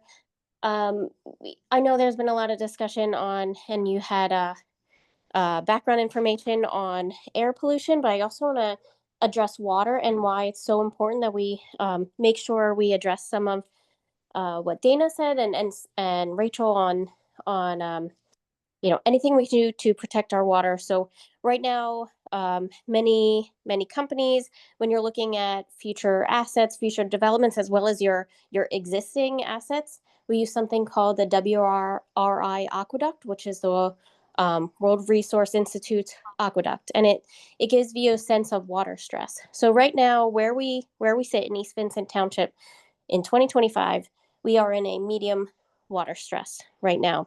But when you look at the projections for 2030, which is not that far in the future, if you think about how long it takes to build a data center and get it up and running, we, without that data center, are already in an area, we will then be in the medium to high water stress by 2030. So I just want to put that in the board's mind as to, again, reiterate the importance of making sure that we have appropriate guardrails so that all of us who rely on drinking water in the area make sure that we have appropriate access, and also kind of question, does a use that uses so much water, and I know you maybe can't control that, but then we should challenge applicants to make sure that, does it even make sense to put something in there so that there's no stranded assets in a few years. So I just wanted to provide that comment. That's great comments. Great. Thank you very much. Yes, please. Yes, you're I just got Matt Ramsey, 116 Penhurst. I just got a couple of things that I wanted to respond to that I heard up here. Yes. One of which was taxes. Mhm. Do you want to pay more taxes? Taxes for what?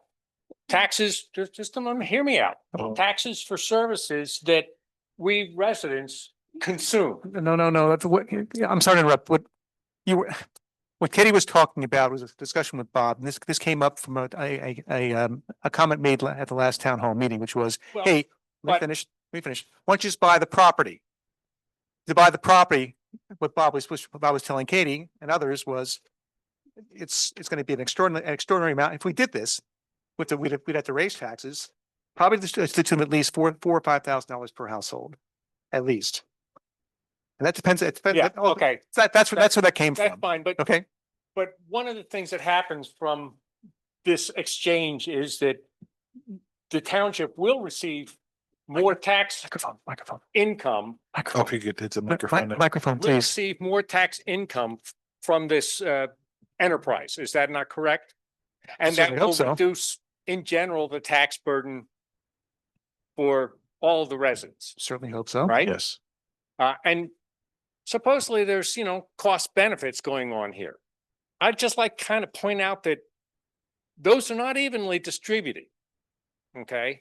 So there's a certain smaller subset of us which are going to be bearing most of the brunt of the negative consequences. We're going to be receiving disbenefits. Okay.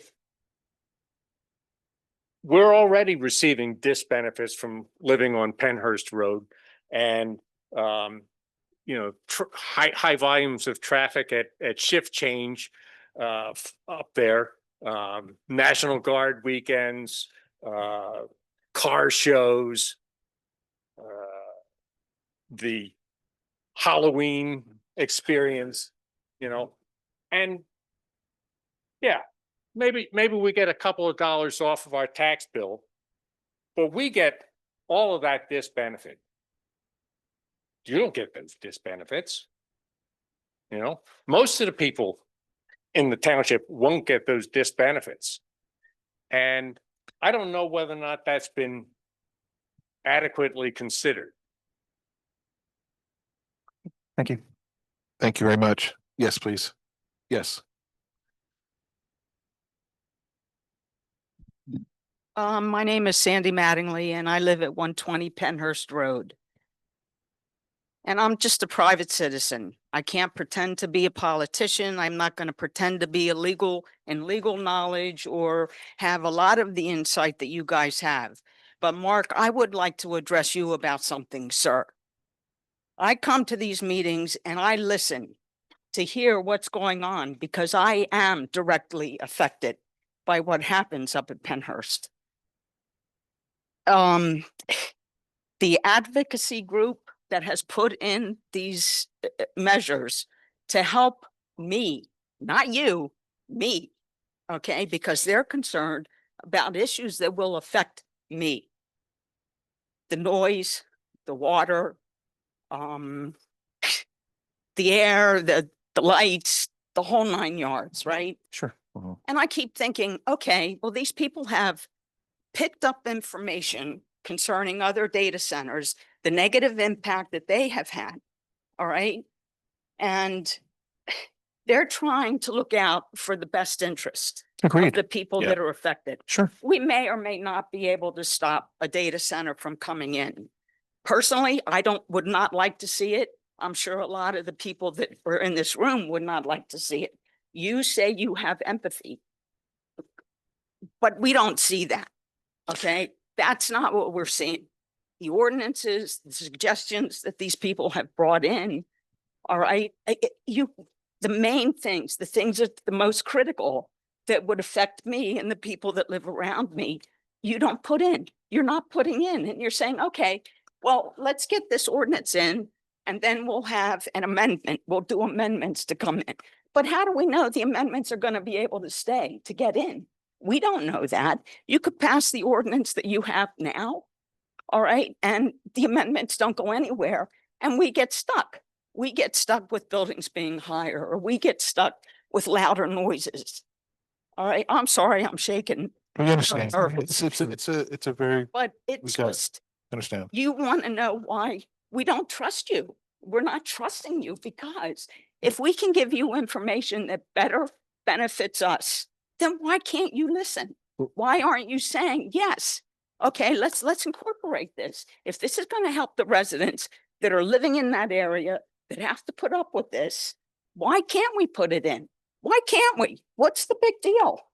Put it in. I just don't get it. And I don't understand why.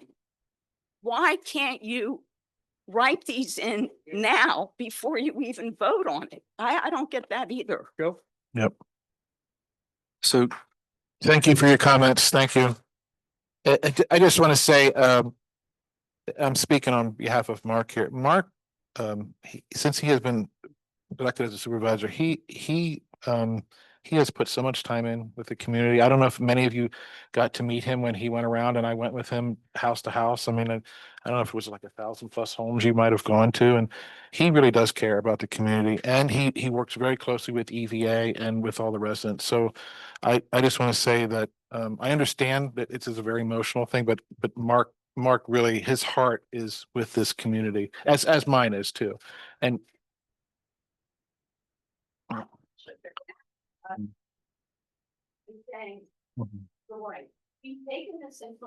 yes, if you want to come up, please. Yeah.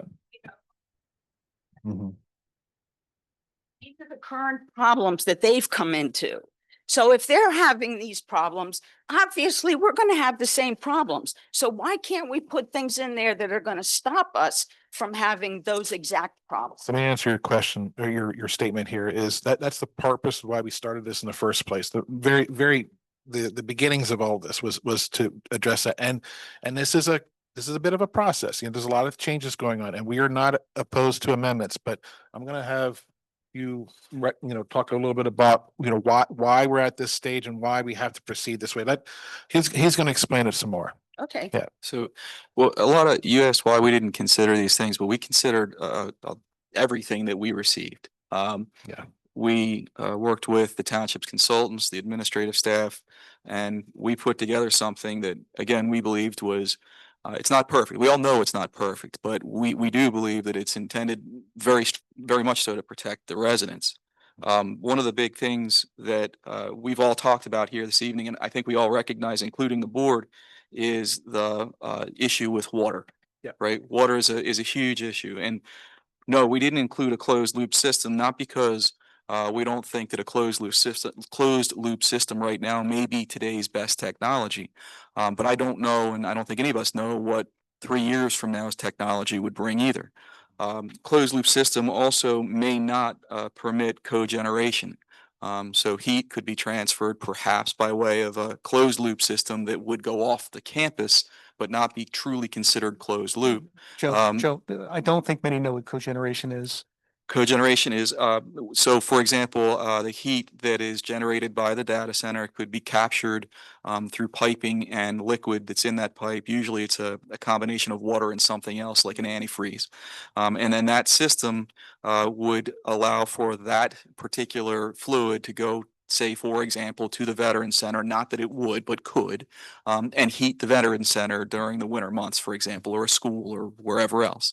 But nevertheless, when we wrote this, in consideration of wanting a closed loop system, if that is the best technology and the least impactful to the residents, we put in provision 8A that says basically one of these things shall not be approved without sufficient water supply, and no data center energy and energy technology campus shall be approved that demonstrates a likelihood of adverse impact on existing drinking water wells in the vicinity. And that's a 2,500 foot radius. So we heard you there. We expanded that out. And if there is any adverse impact, they have to provide the study that shows there's no adverse impact. So that's how we addressed, or we thought we addressed the water, for example. Something like the noise. You know, It's in here. one of the It's things. in here. So the noise, we struggled with quite a bit with noise. And unfortunately, because of timing, and we're under the gun here, and I think everybody understands why. With the 502 But, thing coming in and so all that, with but timing, we didn't have enough opportunity to be able to do a ambient sound study at the edges of the property. So the ambient sound study would measure the noise as it exists today at the edge of the property. And I understand, take into consideration truck traffic and yeah, all I would those say, things. well, this So is gonna be nice that- and fair. that's no, taking into all of that, taking into consideration all of those things and what is existing out there today and the unique condition, temporary condition, if you will, with the amount of construction that's there right now. We didn't have enough time to be able to conduct that, but please, for a second. We can't require someone to have a noise at the edge of their campus that is less than what the ambient noise is. It doesn't work, right? Scientifically, it doesn't work. So whatever ambient is, we need to figure out and make an appropriate adjustment. Okay, but at this point, though, you say that you're listing it in the ordinance as a 60, but you haven't taken a test. So where did the 60 come from? I can't 65, go to it's, well, 65. 65 is during the day, and 50 at night. It's reduced at night. So that 65 The standard? is what, well, we consulted with our consultants, and Roger can better answer that than I can, but that's what was given to us as a reasonable sound. Yeah, because you know, that's a concern for me because I understand, you know, from other states or other places too that have had data centers where their kids are being affected and have to sleep in the basements because they can't handle the noise. It's like driving them crazy. And I'm thinking, well, this is going to be nice. Right, I've lived in that house on 120 Penhurst myself for, I don't know, 25 years or better, but my in-laws had that house prior to that. So, I mean, I've been in this area for a long, long time. I've worked at Penhurst, I've worked at the Southeastern Veteran Center, you know, and I mean, I know what this area has been like and what it's becoming. And it's just very, very frustrating because I don't want to sit out on my back porch and hear this constant hum all night. You know, I just don't want to hear that. And I want to hear the tree frogs and I want to hear the crickets and I want to hear, you know, I want to see the bats going around and I love seeing the bluebirds in the out on Penhurst properties and the red foxes and all that other stuff. And you're going to take away those trees. I mean, those magnificent trees that are on that property. And what? You know, okay, let's take the trees down. It's okay, you can cut the trees down and but you have to plant new ones. So let's put in these little saplings. And now what's that doing to the air? It's not doing anything for me. You know, it's just not. And it's just very frustrating. Like I said, I know that we may not be able to stop the data center, but we sure as hell can make it a lot harder for them to come in here and say, yeah, well, maybe it's really not worth it for us to come in and do this, because if we have to abide by all these ordinances and all these regulations, let's find someplace else to go. And I'm not begrudging the guy that owns the property. I mean, why do you buy property if you don't want to use it and get money from it? It's the American way. I'm not against that, but you know, come on, there has to be some consideration for us people that have to deal with it 24/7. And it's not been easy, believe me, not easy at all. Thank you. Thank you very much. What is the, we're talking about 60 decibels. Give me some idea of what that would entail. Just an example. Yeah, but if you could have the mic, you could give him the mic.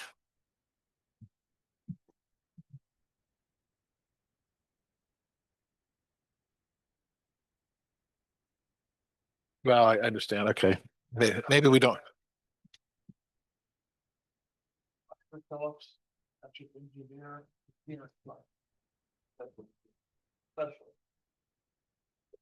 So the equivalent of 60 decibels would be conversation in a restaurant.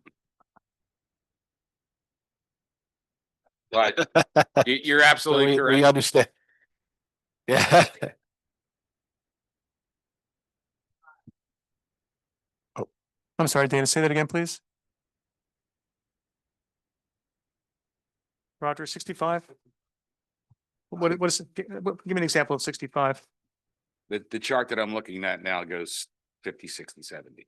So 70 would be a vacuum cleaner, a shower, piano practice, heavy street noise, conversation possible with raised voice would be 70. Just for frame of reference, 3 dB is what, 10% increase in, 100% increase in energy. 10 dB is doubling of perceived sound level. Okay, so you go from 50 to 60, it's basically twice as loud as you hear. That is correct. It's an exponential graph. Good, thank you. That was helpful. Mr. Move. Please. 360 Emerald Court. I just wanted to say, so what is the current level in the ordinance is what is it around 60 you had? 65 decibels? Is it 65 now? Yeah. Are you asking about the current existing ordinance or the draft? Yeah, the one that's proposed. Yeah, sorry. It's 65. 65 during the day, 50 at night. So yeah, so 50. So I'd like you to revisit that. So 50, and I was just measuring at different points here with people talking. I mean, that was around 50.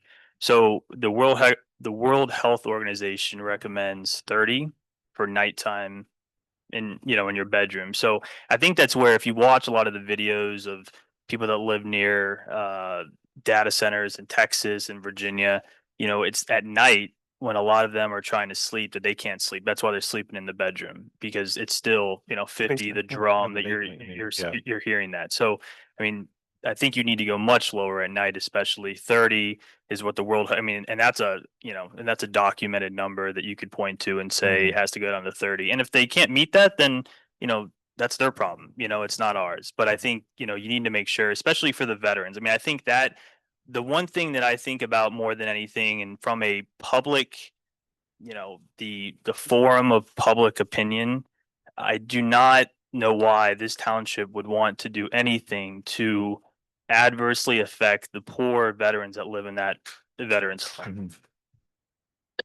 So if anything, and I know Katie said, you want to, make sure you're be better to be sued doing the right thing than the wrong thing. I think if you go in front of any court, whatever it is, or, in the form of public opinion, to tell the applicant that, they're going to adversely affect the veterans who live, almost closer than anyone. I know there's folks that live in Pennhurst, but, that to me is, go down to 30 for night. I mean, I just think it's horrible. I know Mr. Hunt was here.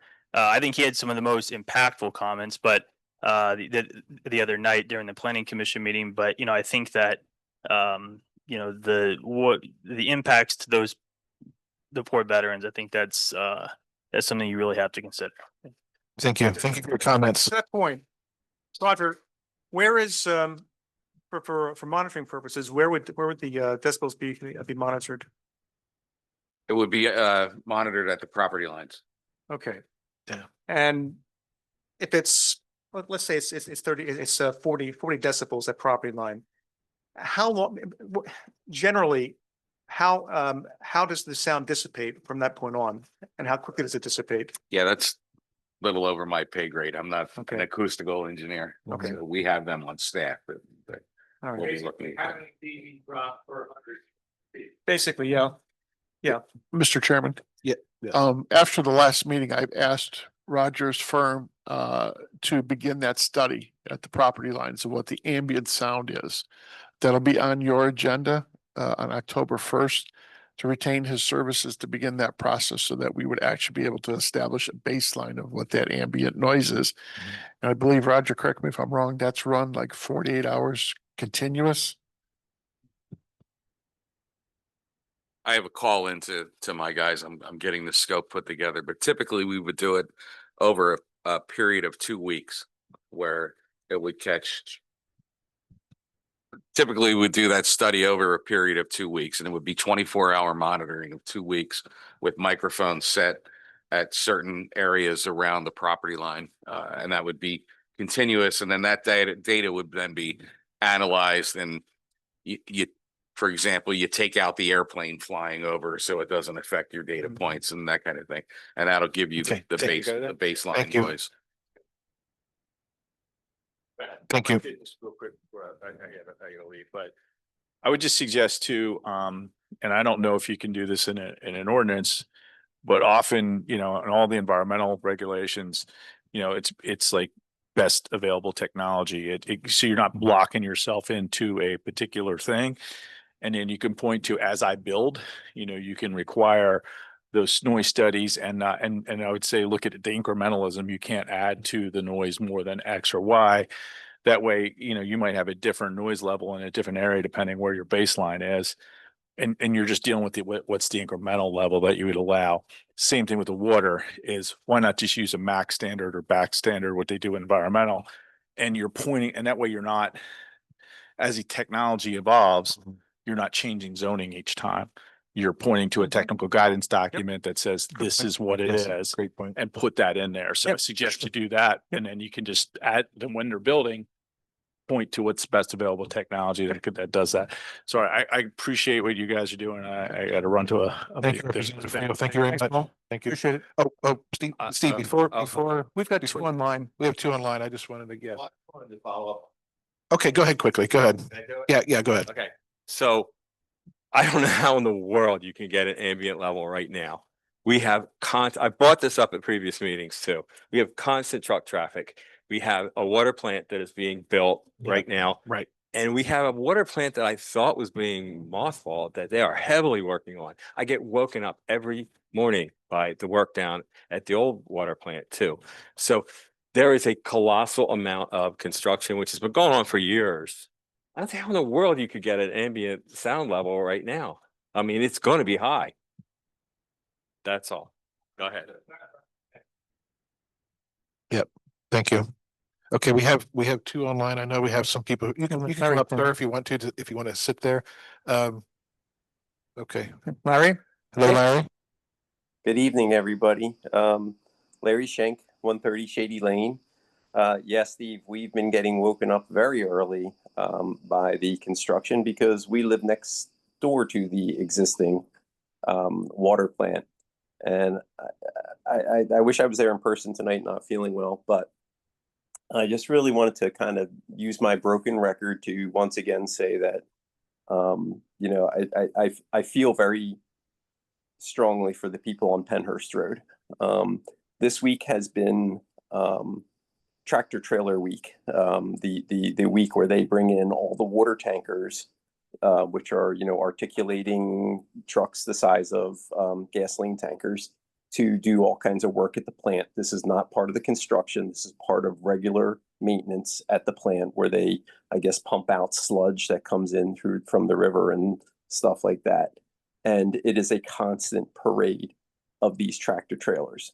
Most people even in this neighborhood don't know that this happens because the trucks come in off of Right Now, make a quick right onto off of 724 onto right now, or quick right onto Old Schuylkill, and then a left onto Shady Lane. So most people never see them except for the 4 or 5 houses that they have to pass.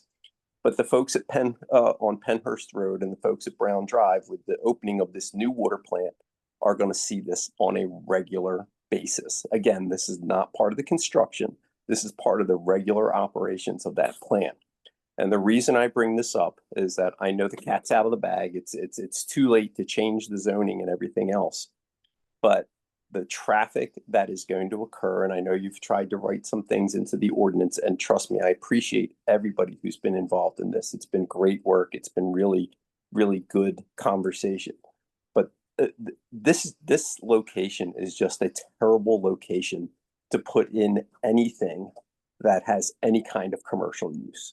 The traffic that you're going to be dealing with going forward, especially once that new water plant completes, don't think that it's going to drop just because the construction is over. It's not. It's just a bad location to have any kind of industrial use like that. It's just a shame. It really, really is. There are no adequate roads to get back there, especially to handle the 18-wheelers and stuff that are going to be continuing to go in there as a regular course of business. So thank you for letting me speak my mind. Thank you very much, Larry. Thank you. Mr. Chairman, real quick to Larry, if you're still there. Larry? I am. What time are they starting that you notice that they're waking you up in the morning? So I sent a note to Bob a couple of weeks ago because I was concerned about what I feel is some damage being done to the street by the equipment.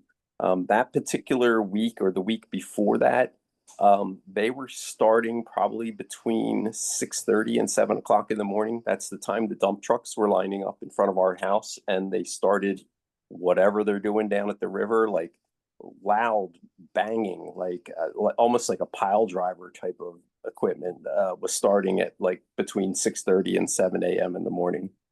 Okay, we're going to start monitoring because they cannot begin work before 7:30 in the morning. So we will. No, they start by 7.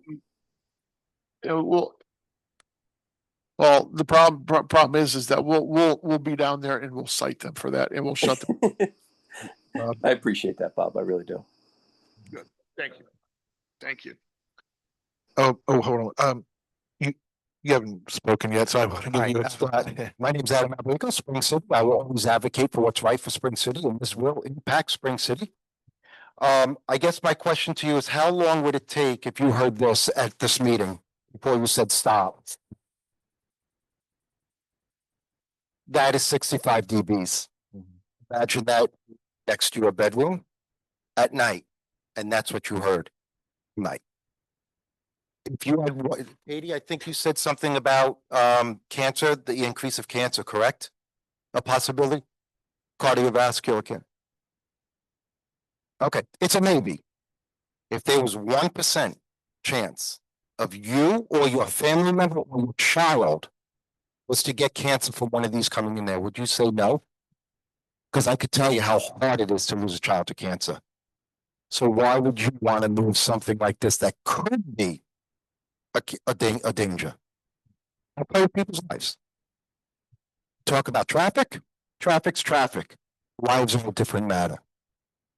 Getting rescue people on the way to these emergencies, if it's going to impact the emergency vehicles like ambulances to get in there, it's not going to be good. And what do you benefit from this? Not you individuals, but the township.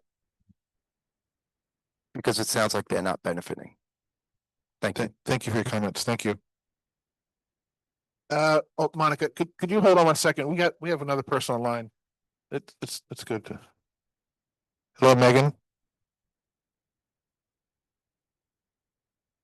Hello.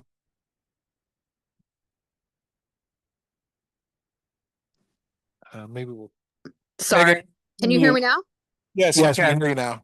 Okay, great. So I have a couple clarifying questions for the board. I understand that, the reason that, we're all here is because there's kind of this rush to pass this ordinance. And I think that I just need some clarification on on the rush to pass an ordinance. And only because, I understand, saying that this is going to use the GI, district's catch-all, but I do have a couple problems with that. Number one is that, these here are saying that they're not prohibited, yet the prohibition provision in the GI's district clearly states anything that could be noxious or offensive by way of emissions, including noise and vibration.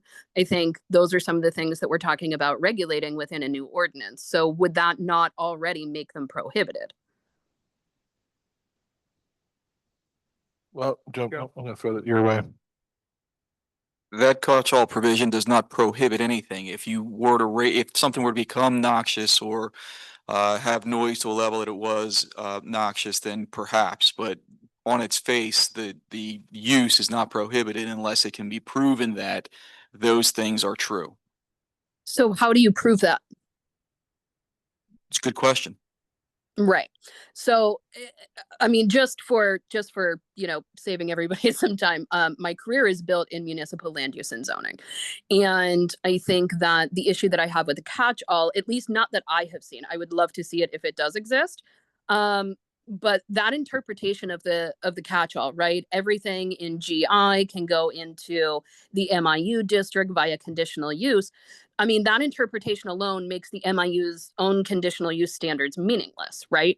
Because it could just be sidestepped so long as it's not something prohibited in GI, which really violates the purpose clause of the entire IMU district. And at least from what I know, is that it contradicts the case law requiring strict construction of zoning ordinances, because at that point it becomes superfluous. And I've never seen a PA court, at least to my knowledge, hold up such a vague catch-all clause. I think ones that I have seen are written much differently. So I guess my question would be, would it not be easier at this point for this board to decide to essentially say, and take the proactive measure instead to go ahead and protect the municipality from applications coming in by saying right now, they are prohibited, they are not provided for. They do not meet the actual intent of the catch-all provision, because I think that typically those catch-all provisions also are very much in line with what is already allowable, right, in the GI district and moving those over. But again, just because of those issues, make a legislative, essentially call saying that these are not currently provided for within the township. That is exactly why you are doing an ordinance. Understand that that could come with its own issues as far as validity challenges for being, exclusionary zoning. But at that point, they would have to, like any applicant would have to come to the table with a curative amendment that you don't have to agree to their curative amendment. You could do your own. So like you could arguably call this a curative amendment and block any applications coming in. Okay, thank you, Megan. No, I understand what you're saying. I think that is fraught with other issues. Those types of situations that I've been involved with where you don't, if a municipality says that a zoning ordinance specifically prohibits a use everywhere, it gets to go anywhere. So only if they come with a validity challenge with site-specific relief, correct? That's right. Correct. And that arguably could be fought if you are already in the process of a curative amendment on your own as a municipality, at least from what I've seen. Potentially. Right. Depending upon the timing of when plans come in and everything else. Okay, the other question that I have for you all tonight, the only other question that I have is, what is your process for like a resident-led text amendment? What is the fee schedule for that? And yeah, if you have anything on your books right now that could essentially be sent out or I could request from you. We don't know. We'll provide that. I don't know what that process is from a developer or resident-led text amendment. We don't have that fee schedule in front of us, but the zoning officer who is sitting right to my right will find that information out and we can get it off to you. Megan, we'll get back to you. Okay, perfect. Thank you guys very much. Thank you, Megan. Yes, now. Monica Scriver, Valley Creek Lane. First of all, when we talk about process, I brought this up, I think in one of the Board of Supervisor meetings, and I think it would be a good lesson learned. I brought up, I can't, is it North Coventry? East Coventry. I'm sorry. East Coventry had a fantastic process, as Joe knows, when they were writing the FPR ordinance, and they assigned individuals to be on a steering committee. And I really think, based on how this whole thing has happened, and sometimes it seemed like the cart was before the horse, and, you know, we had to start digging in because the setup with the planning commission, trying to take people's comments and the concerns we had for our health. And the more you research this, I'm kind of getting goosebumps up here. I'll try not to cry tonight. You get, it's like a dark hole. You start researching one thing and then you find another thing and you're like, oh my God, I thought that was bad. So it would have been nice to have a more collaborative, and Mark, I know that's what you want. That's one of your goals in being elected, is to have our different governing bodies and volunteer committees working together to support each other. So We agree. just as a side note, I think, and again, the steering committee, I forget how many times they met, but boy, did they ever get a lot covered. And it was thoughtful. It wasn't rushed. At times with the planning commission, there were points, I mean, at the end of that one, I was like, poor Joe's like, but I'm like, I gotta get it in because it's important. So that's my first thing. The second thing I'd like to do is just thank, Roger, what level is traffic? What level, Decibel level. decibel level? What level? What was the light traffic, medium traffic, heavy traffic? Not just traffic. I just want heavy traffic? I just think traffic noise. I don't think it's heavy traffic noise. It's No, just- but 70 is heavy street noise and Well, that- 60 is light street noise. So there's a study that there's a really nice organization that goes along with the organization. I think that Bob likes, the Dark Skies. Is that the name? I never remember it. So there's a Quiet Communities organization you guys might want to check out. And they actually have a gentleman, he's a cardiac surgeon. They did a study and they found that constant traffic level noise, they actually showed how the veins leading into your heart swell up and cause cardiac issues. And part of it's because a lot of it's because you hear the noise all the time, and your home is your peace. You should be able to go into your home at night and you should be able to have a sanctuary, unless you can't clean like me. But it should be your place to go as a haven, and you can't control that noise. And they have found that people get so ramped up, it increases your chances of having a heart attack. They've also linked it to obviously hypertension and diabetes. So there is a study right now, it is out, it's validated that those health effects will happen. And they even brought up the pickleball, which is crazy, but it's the plunk, plunk, plunk. So, No pickleball then. well, not all the time, right? Okay, so I want to thank the planning commission for the time they put into writing an ordinance that is consistent with the character of our township. That kept coming up in the planning commission meetings, as well as protecting our natural resources. After comparing many township ordinances and amendments, I believe firmly that our planning commission's recommendations, which have for the most part, and you can say it's 50%, but I really think for the most part it was ignored. They're reasonable and defendable because, Joe, like I brought up before, when we started, I say we again, I really thought this was a collaboration, but when the planning commission started this in May, you know, you mentioned, you made a point of saying, because Rachel brought up the preamble, I don't know what it's called at the beginning, purpose. And in the purpose, it basically says you cannot have noxious smells. You cannot have anything that's going to cause detriment. And so while that alone doesn't hold up in court, from what I understand, these things that they recommended would, and they were very reasonable. I don't believe anything. And everybody's talked about that. So I really want to thank them. It is a labor of love. I have no doubt about that. I don't address this, but the whole idea with the noise too, the who is much lower. And we followed the WHO for COVID. So I'm just not sure why we're not following the WHO for this sound, for our sound levels. What's that? Right, okay. Because sometimes I don't get it right. Okay.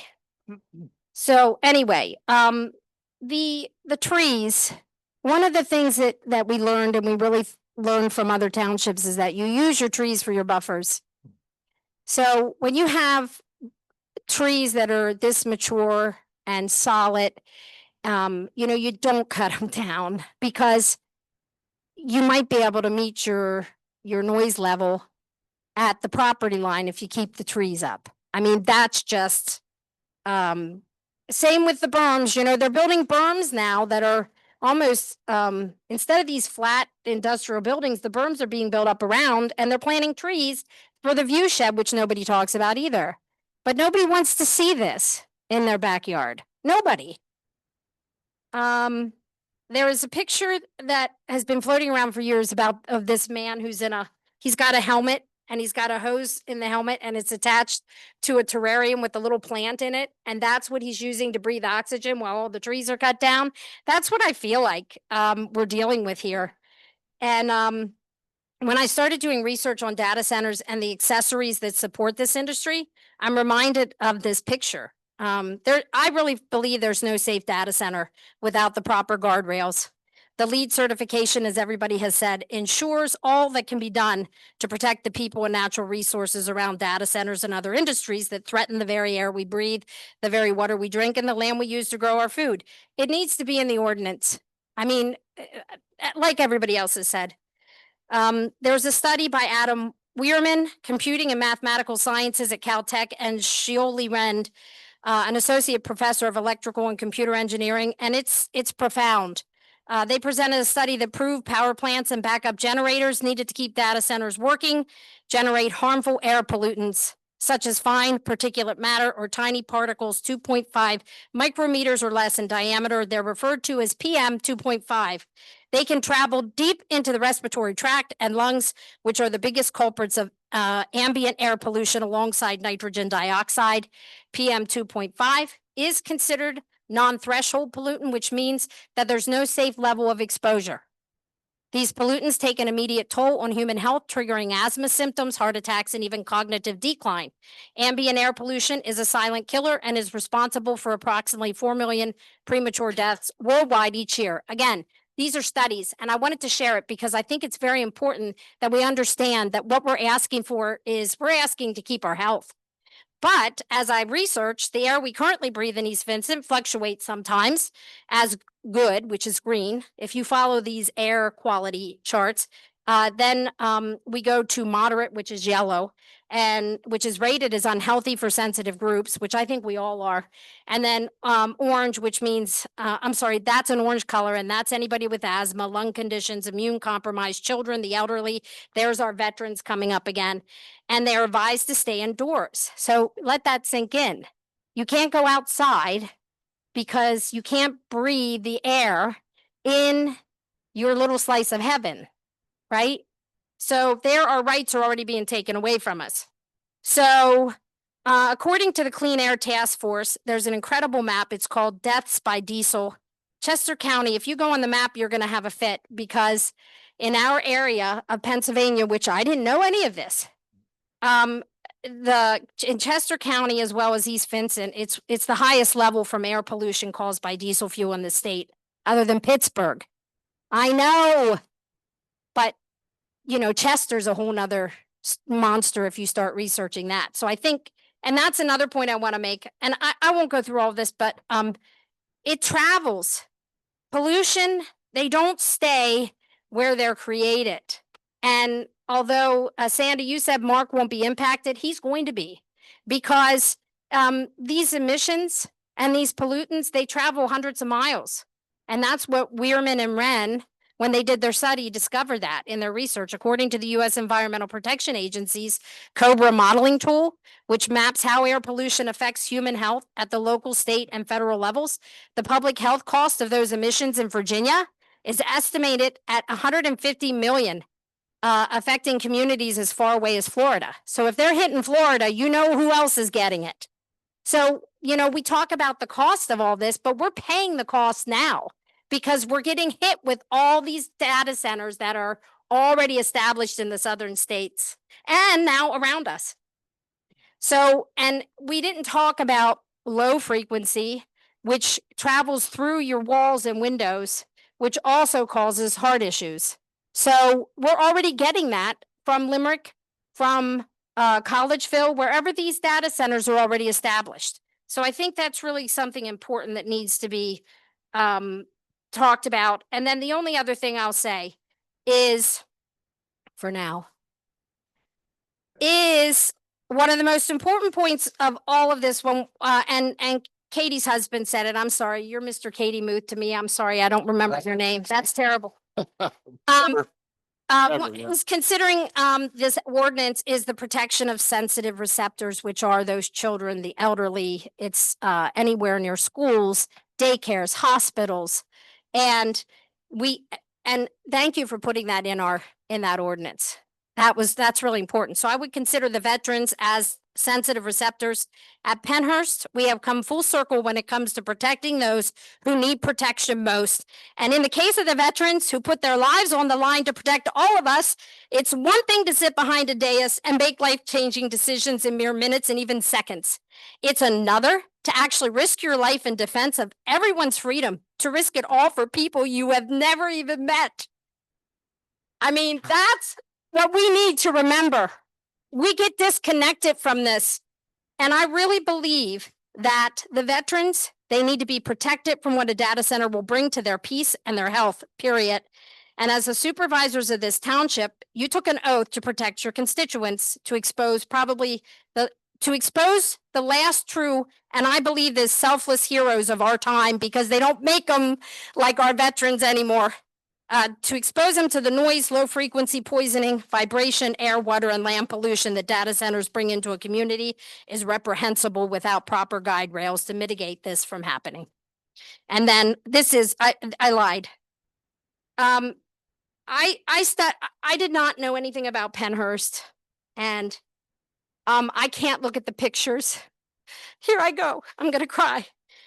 What those people went through those children went through at Pennhurst, I'm just shocked that anybody with a heart would have allowed an entertainment industry to represent Pennhurst. And Bob made the offhanded comment, and I don't think it was offhanded, but you made the comment, well, we could raise your taxes and you could buy Pennhurst.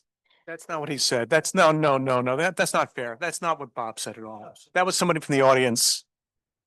I'm sorry. I'm sorry to interrupt. Okay, I'm sorry if I misquoted you, but I don't think it's a bad idea. And I would give Bob credit for it because I think it's an excellent idea. We sat here defending Barton Meadows and saying, if you guys need tens of thousands of dollars to repair your septic, we'll chip in.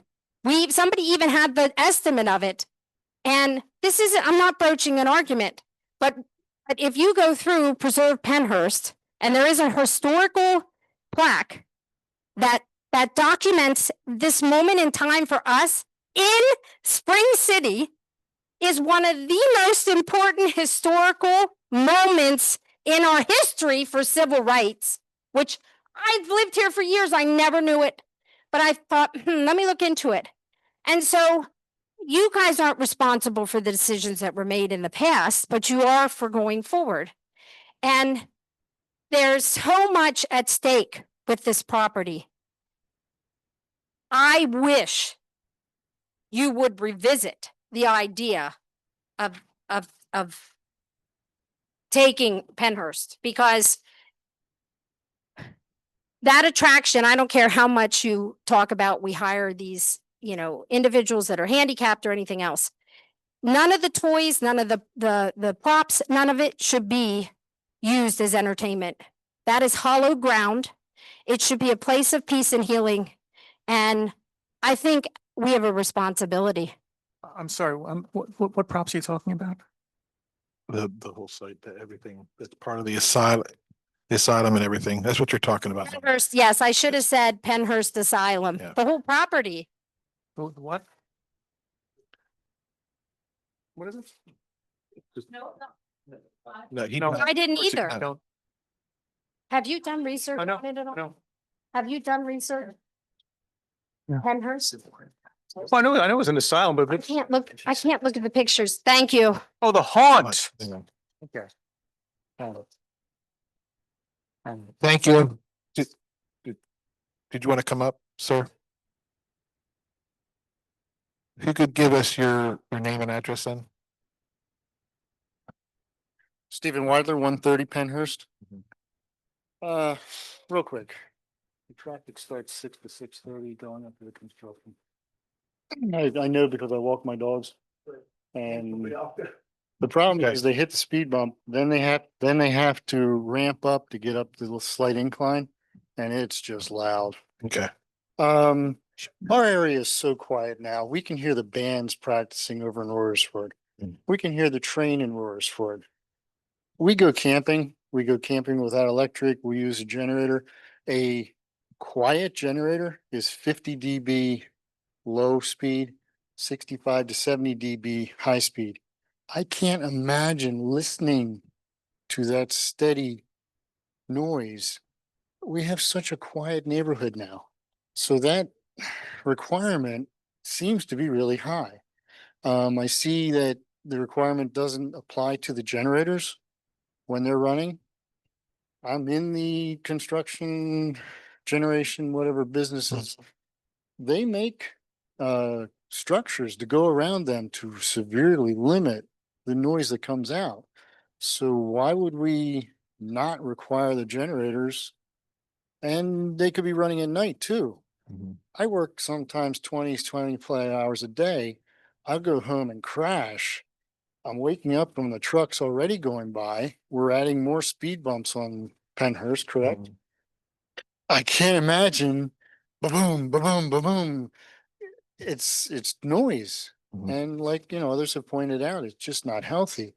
And we just love our quiet neighborhood. Okay, something may come in there, but can we look at the DBs? Yes, and see if we can definitely will. Like I was saying before, bring there will be it. amendments. Yes. But that's, Okay. something that's, Let me just jump in if you don't mind. Bob and I sat down today, and one of the things I mentioned to Bob was we need to hit the ground running fast after Monday on amendments. And it'd be my preference to have a steering committee, borrow phrase, not just consisting of Joe, Bob, and our engineer, but representatives of the community. For example, Michelle, if she's available, Dana, if she's available, and a few others, so that we can hit the ground running and address the concerns that have been raised. Please understand, we have not been blind, we've not been deaf to your concerns. I know, we've all gotten in the air for, I'm not suggesting for a second that just bringing up so we can make. Planning. This is not criticism. Okay, it's not criticism, and I want to hear more. But we're going to address this. Yeah. Somehow, some way, we're going to address it. But for that House bill, we would be involved in a very long deliberative process. And I know it's impossible to come up with an explanation for why what you have before you now doesn't include all the things that you wanted. I know you're frustrated, and that frustration breeds suspicion. Suspicion breeds contempt, and that's unfortunate. And we've got to find a way to get past all that. One more thing. Please. Why 8 PM? Where does that come from? Why 7 to 8 PM? Go. I mean, those of us that work, long hours, we come home at 6 o'clock, hopefully. That's 2 hours. We still have to deal with noise. Just Sure. a suggestion, could we raise it? Certainly, that was just that particular time frame came out of the model and some of the provisions that we had been provided. Oh, yes, please. Thank you very much. Thank you. My name's Doug Hunsinger. I live on 73 Catherine. I have the Indian Trail or Indy Trail, like literally 10 yards from my house on the other side of the woods there. But I understand Park and Recs has gotten grants to develop soccer fields, baseball fields, stuff out there. And I'm pretty sure nobody's going to want to use it if they have to hear hums of generators. If they have to look at a big, tall, concrete building, they have to worry about hearing hums. People use that path all day from sun up to sundown. They're out there walking their dogs. Heck, I walk my dog on the path. I see the deer run across. I hear the birds. I see the foxes. Nobody's going to want to use these paths. I mean, East Vincent is putting money, grants. I don't know if taxes go to that, but all this into these parks. They're trying to beautify that area. I know there's a new water plant going in there, but they're trying to beautify across the street from it. They're trying to give the veterans a nice view of a park. People, if the veterans can't get outside, they can at least see the people enjoying the park. Putting a big data center, putting the noise. I mean, I understand it's 60 EDBs or whatever, but like somebody said, that doesn't include the generators. That's one generator. Now, if you have 6 generators lined up, you're pumping so much noise into the air, you have exceeded that exponentially. I used to work on generators. I used to help clean them at night. We'd run them just to do a quick 5-minute test. The hospitals hated it, but unfortunately, you have to clean them and do the due diligence on them.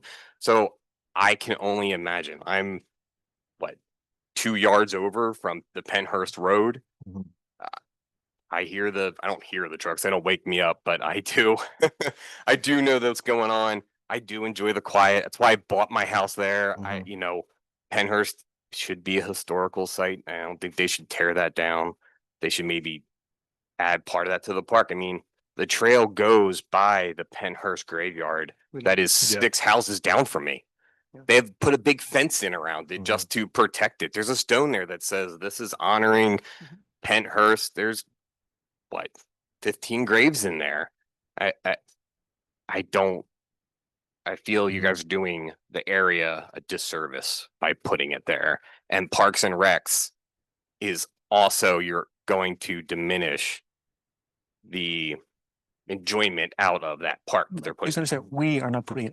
You guys aren't putting there, but the ordinance could diminish the people enjoyment there that we could get. That's all. It's not the ordinance, as Joe has said several times. Even without changing. Thank They you. would have the right to put it in. Thank you for your comments.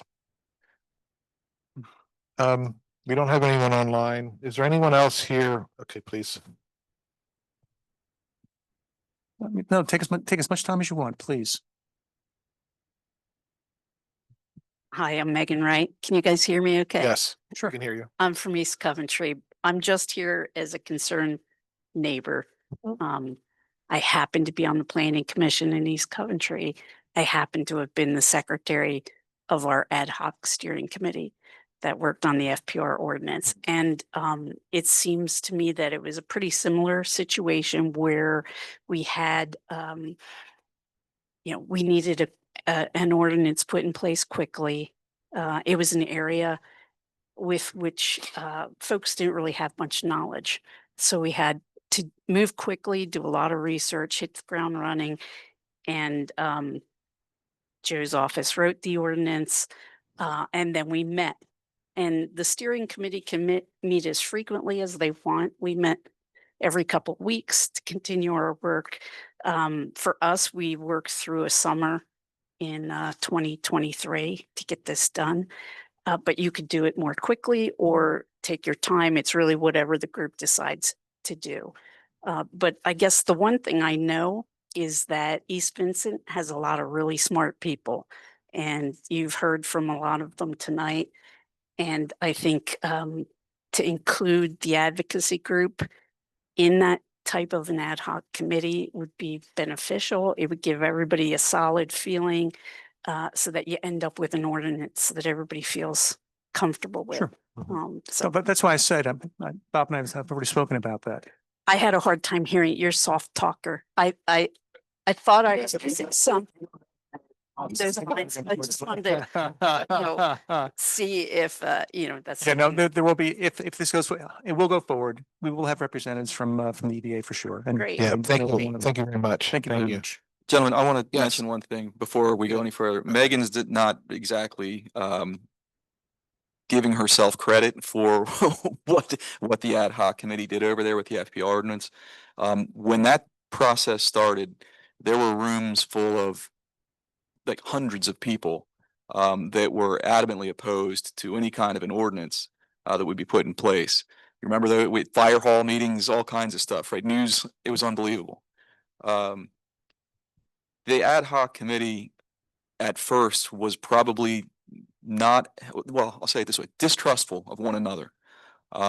There were people that were from every aspect of the FPR spectrum, including very large companies who spread FPR across the country. But somehow all of them came together. Local residents, people with a lot of knowledge outside of the township, right? It was a lot of different people, and it was a lot of, with Megan's guidance, that they were able to come together and have reasonable discussions amongst themselves and make recommendations. It was a pretty special process. So, nice job.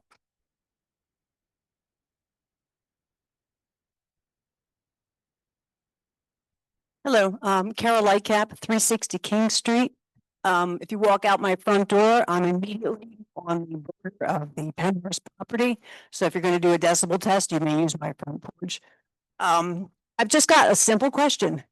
All I've heard since I've been here are the downsides of this build. What are, if there are any, the upsides besides the owner of the property becoming much richer? Well, do we want to talk about? I was with you up to that last point. I'll ignore the rest of the end of your comment, but I guess what you're asking is the upside of the ordinance.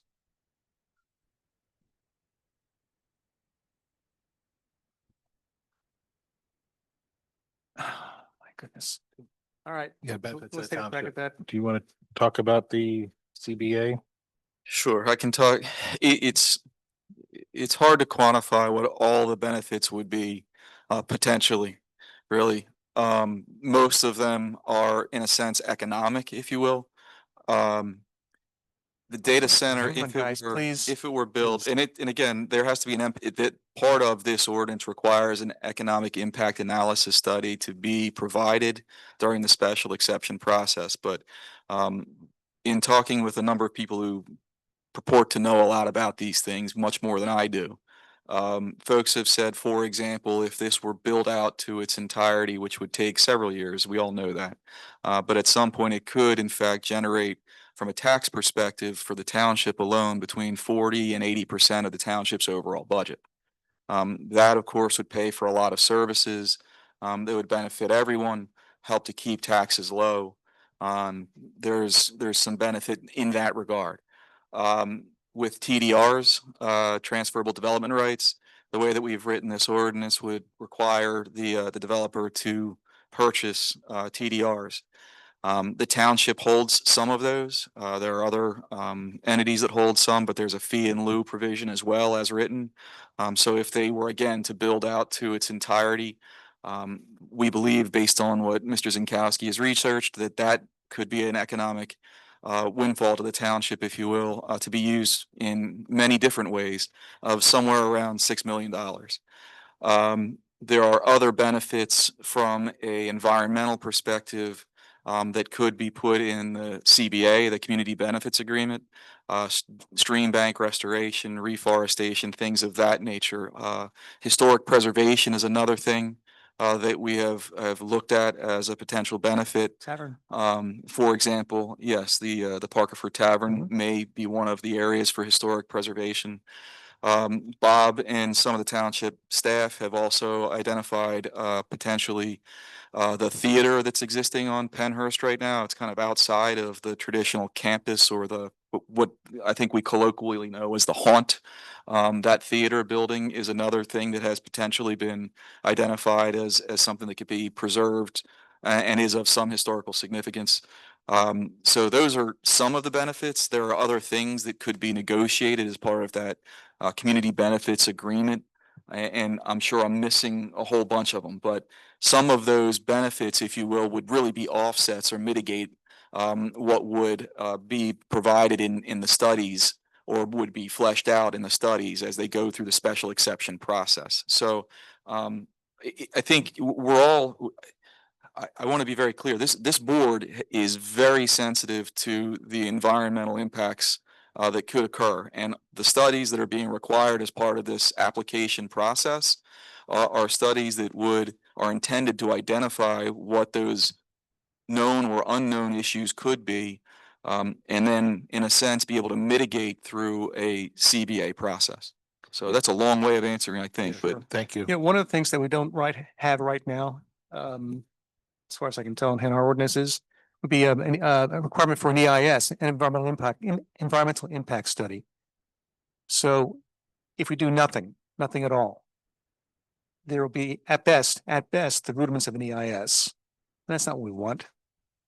Mark, to be clear, in the existing current ordinance, not in the proposed ordinance. We have at best the rudiments in the current ordinance. Yes. We added, I mean, I drafted it. Hopefully it's good enough, but I drafted a EIS section for the data centers. Katie? Yeah. Oh, yes.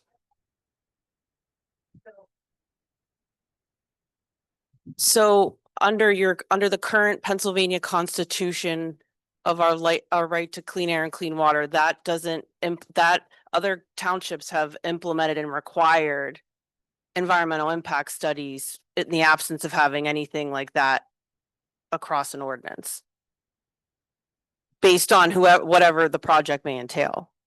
So there's no, it's not like that has to happen for it to happen. That's in the Constitution, which my understanding trumps the local ordinance.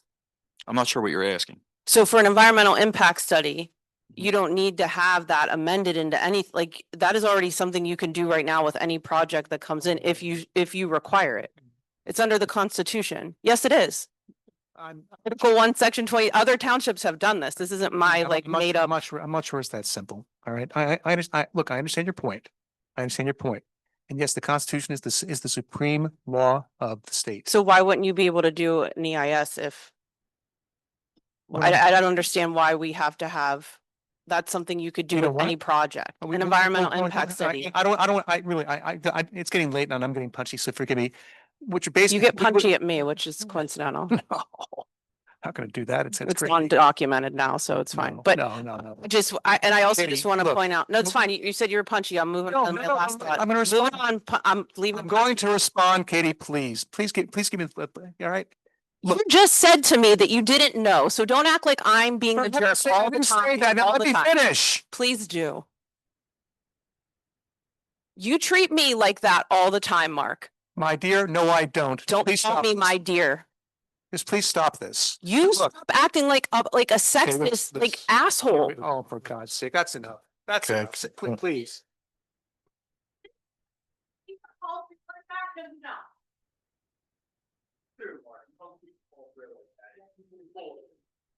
That's not, I'm sorry, that's absolute nonsense. Now, listen, we put the EIS section in the ordinance.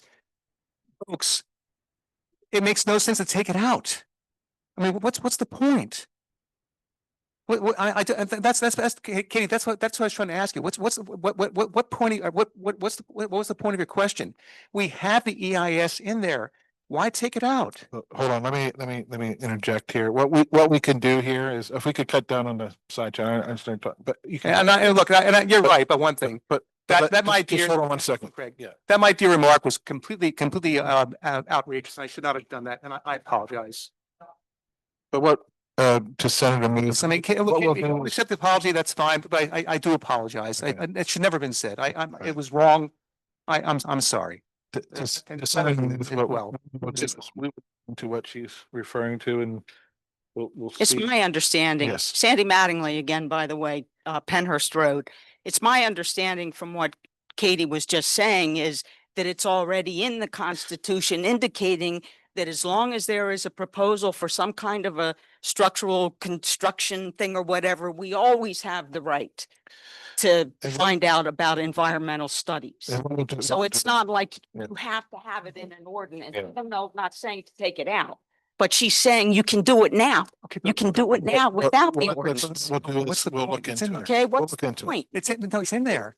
Study? It's in there. It's in the ordinance that we're drafting. It's in there. You missed the point. You well, missed. Maybe the point. so. We'll look into it. Look into it. You guys can't even get your damn names straight. Mr. Chairman? Yeah. I don't know if all the residents are done speaking. I don't want to interrupt their time if they're, oh, sorry. All right, it's okay, Bob. The other thing I did want to say too, Joe, when you were bringing up about some of the positive impacts of what this data center could bring in, and one of the things that you had mentioned was in reference to the theater, okay? Well, working at Pennhurst, I can tell you that while the residents were still living at Pennhurst, the theater building had been condemned, okay? Plus, that property is still part of Pennhurst. So what would the township get from it? We don't own it. So what are we going to get? No, the concept there would be that that would be owned by the township. So. Oh, so they're going to give it back to the township? So if you read the ordinance, the way that we drafted it intentionally was that if part of the campus where the data center itself is not located, can be used for a park and rec use or municipal use. So it's quid pro quo. So in other words, let me put in the data center and we'll give you this building. Is that what you're saying? I'm not saying it's quid pro quo, no. Well, that's what it sounds like. You asked about potential benefits, Mike. Just say, no, we don't want the data center. Why can't we just say that? We don't want it. We can't, actually, we cannot do that. We cannot, because we can't. It's, we are not. wait. Go ahead, Craig, go ahead, try. This is, Joe, we were talking about, this is the educational, No to a black tire thing, but you can't say no to a data center. Actually, well, we have. It's not. I'm chuckling, not because I'm not laughing at I you. understand, and that's fine, Mark. I don't care. No. I'm saying, not laughing at you. I wish I could explain. And he has the right to bring in businesses to make money. I understand that, okay? But I don't understand why, as our township, we can't say it does not fit. It does not fit. This data center does not fit. We do not want it. And I don't care if it is in see whatever that thing is. Joe's gonna explain it. He's gonna tell you why. I think, I don't. Okay. No, I don't think I can make you understand, and I don't mean that in a negative way. I just don't think that, I think that what you're asking is, why would on the one hand, there is a manufacturing use and a black carbon pyrolysis plant that fits within a manufacturing use. And there's also a data center use that fits within a catch-all provision. And how is it that for a pyrolysis use, for what, by way of example, there is an opportunity to perhaps prevent it from coming in, but not the data center? Right? Right. No, that's what I said. That's what your question is, correct? Right. So what Bob has in with both uses, frankly, they're permitted uses. So we don't specifically say pyrolysis plant. Yes, that's permitted under our zoning code, but there's manufacturing. So it's manufacturing. We can't, I don't think any of us can really argue that it's not. With the data center use, we have this, like it or not, well before this board was ever seated, we have this catch-all provision that's incorporated by way of this campus use into the IMU. So that's where that data center piece falls in as well. So to your point, the environmental, what I think has struck everyone is that the environmental impact of both uses is significant. And the question becomes whether it's enough for either or both of them to be prohibited, right? So I'm not sure that it is on either front, and I don't want to get into real big legal arguments because then I start tipping my hand to whoever may be listening. But You know, I'm happy, I really mean this. I would happily go through this ordinance with you one-on-one if you want. I can point out what things that I think, we incorporated and where we left some things out on purpose. And I do understand your frustration, and your group is the most impacted group as a result of whatever happens there. Trying to say is that it's not just us on Penhurst Road. It's the township in general. It's the region. Big township. Yeah, it's the region. You know, we just are not interested in having a data center in East Vincent. You know, I mean, you're going to have one in Limerick, you're going to have them all over. Why do we have to have one here? Why? Why can't it?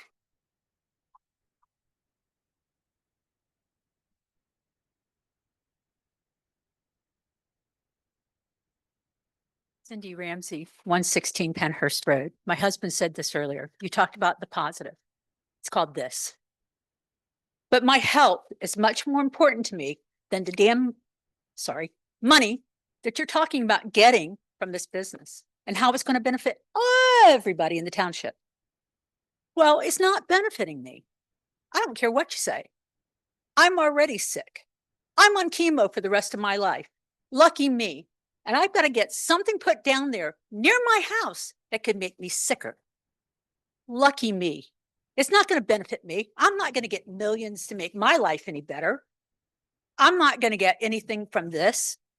Not that I expect something, but by God, if you think making it better for everybody else in this township is okay, while the rest of us who live near it and deal with it on a constant basis is great, so the rest of the township can go, yippee, look at this. We don't have to pay any more of our taxes. We get all these extra benefits from this, while the rest of us get to be sicker and get to put up with the environmental issues with it. And you think this is okay, and you wonder why we don't want it? You know, I have a son that's a diabetic. They talk about this making it worse. I have heart issues. They talk about the cardiac. You know, I work for a vascular surgeon. I see these vets come in. I know what they suffer already. They don't need this. None of us do. Yet you talk about all the benefits, the great stuff. It's all about money. Same thing with the person who owns the property. It's all about money. He doesn't give a rat's whatever about what happens to the people that live here. He couldn't give a darn. I know, because I've lived there for 40 years. I've watched what he's done with Penhurst. I've watched the traffic come down my street, and I've had to put up with it for years. And I'm tired of it. I really am. They come down there. They don't have any respect for our neighborhood. Yeah, maybe a speed bump will help us. You know, it's made my house a lot noisier, that's for sure. But it slowed the traffic down. You know, it's made it a little safer for the rest of my neighbors while I put up with every car that goes across that thing, every cement truck, every 18-wheeler with that water company. I put up with it day in and night. Okay, the noises from the cars. And when it starts with this Penhurst thing this week, all night long. They're midnight. It's not like, oh yeah, they get out and everything's great. You know, they get out of there at a certain time. It's all night long. And we put up with it, while the rest of the township gets to go, wow, look at what that's done for our taxes. Gee, I don't have to pay anything else. Isn't that wonderful? But you don't live there. You know what my husband said? Who, sitting on these boards that don't live anywhere near this property, going to trade houses with me when my property is worth nothing when this data center goes in? Because I won't be able to sell it because nobody's going to want to live near it. You going to trade houses with me? Our 40 years of putting all of our sweat equity into our property, into our home, for our children, our community. You going to trade places with me? No, you're not. And you wonder why we don't want this there. You know, you don't get it. You just, to me, I just feel like you don't get it. You just don't. I understand the man has a right to this property. I would rather see us find a way to buy it from him. I really would. I don't know if it's possible. I would love to find a way for us as a township to just say to him, absolutely not. But, you know, it just doesn't seem possible. And I'm going to tell you, when I was on the planning commission back in the 90s, I really felt like sorry, Joe, I know you're a lawyer, that they listened to the lawyers. People walked away and got away with so much crap. While I'm sitting there going, why would we allow them those uses? Why would we not put that? Why are you letting them take it out? Why are you letting them get away with this? And that's kind of how I'm feeling right now. Okay. Why are we letting them get away with it? I've got my say. Thank you. Thank you. I can tell you nobody's listening to me anyway. I said nobody's listening up here to me anyway, so. No. No. Is there any? Yes. So, yeah, you should No, have no, the no. gavel. We're here as long as anybody has a comment, we're here. We keep talking about the Veterans Center. There's a daycare there too, in Washington Square. I mean, is there a way to maybe block this thing or fight it or throw up some roadblocks? Or, what's the phrase for being put? What is it called? Sensitive receptors. Yeah, nobody's once mentioned that daycare center right there in Washington Square. It's pretty close to. That's all. Thank you.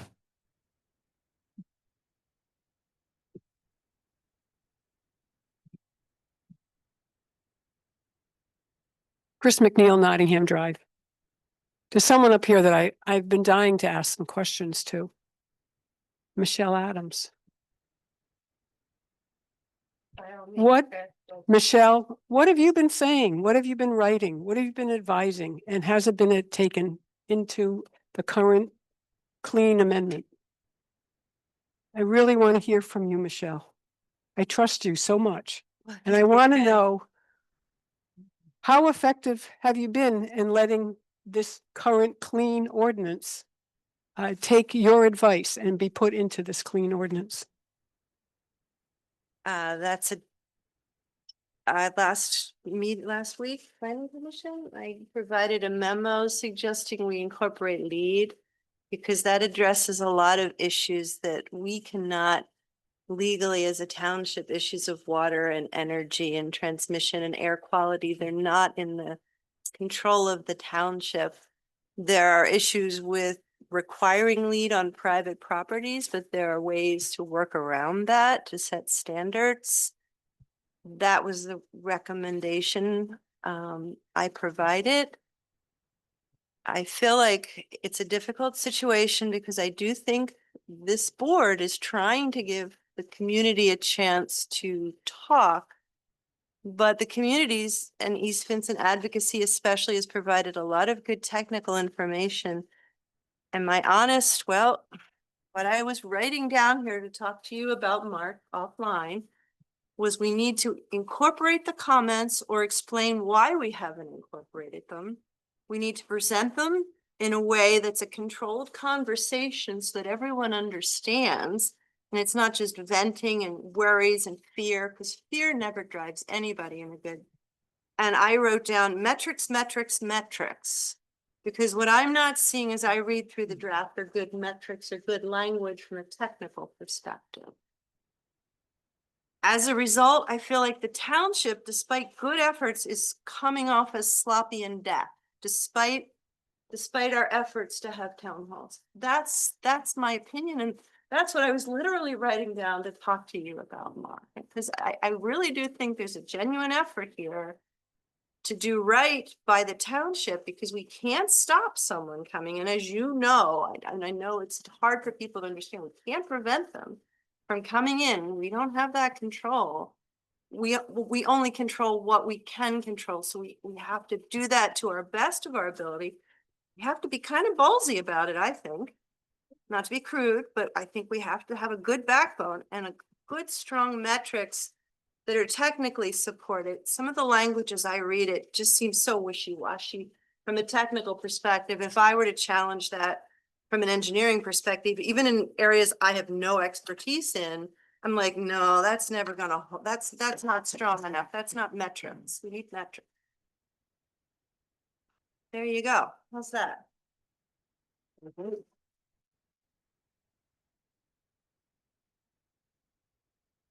Mr. Chairman? if I Yes. may? Can I just follow up on that, Bob, for 1 minute? We tried to get metrics too. And, I did have some time to talk through some of that with you, Joe. I respect what you said to me. But you're the person I trust the most up here out of anybody. I'm sorry, because I've lived, worked with you for 30 years. You didn't take her recommendations. Why? Just why didn't you do it? It would have protected us. And we wouldn't have to go, we're going through a very convoluted process. With all these meetings of the Planning Commission, Monday, Tuesday, Wednesday, Thursday. And she gave it to you on a platter, and we did too. I just wish you had listened and put it in there. And I hope now we're set in stone for a little bit in time, but I sure hope that all of our efforts and Michelle's efforts won't go in vain again. I'm really concerned about that. I don't live on Penhurst Road. I probably live one of the furthest people away. But I've worked myself to the bone because I care about the residents of this township. And we want to have the metrics. We want to have the regulations. It's important. Listen to us.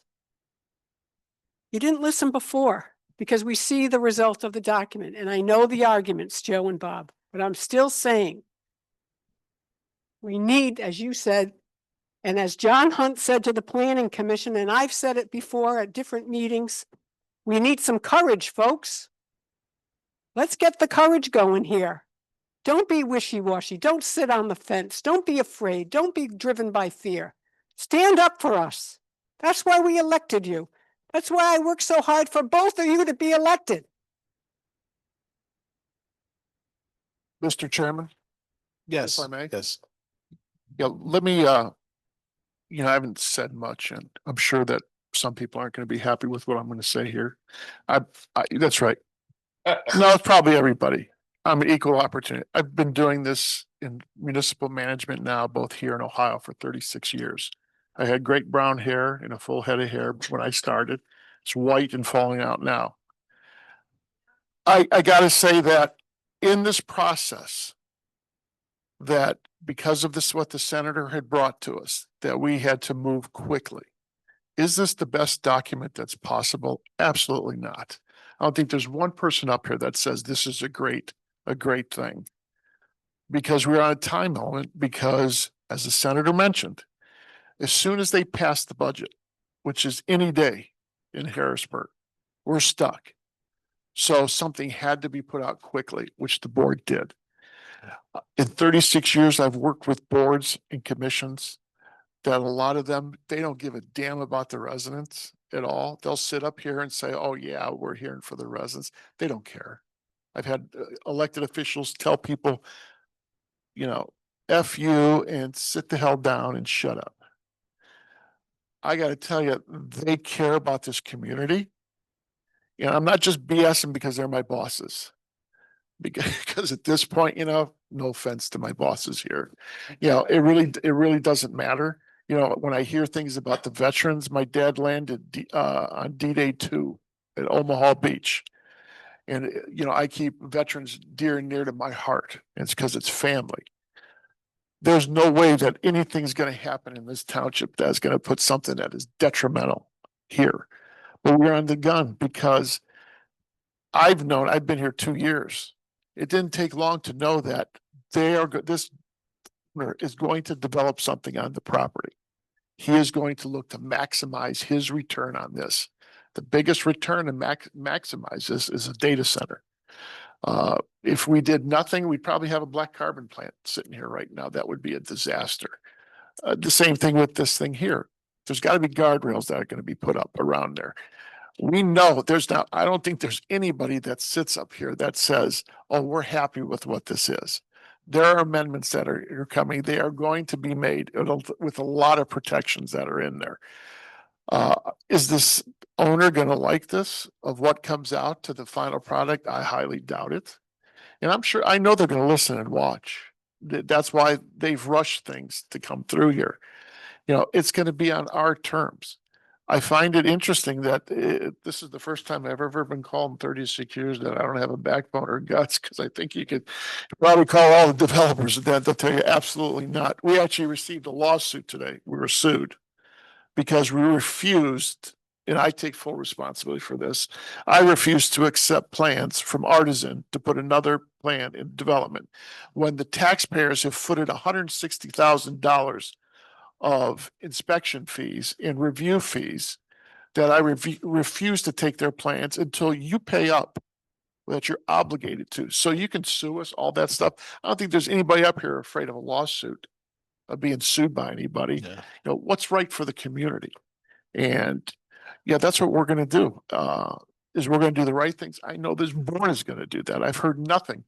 I think for 11 days in a row now, I think it's been from very early mornings to very early mornings that, you know, we've had this.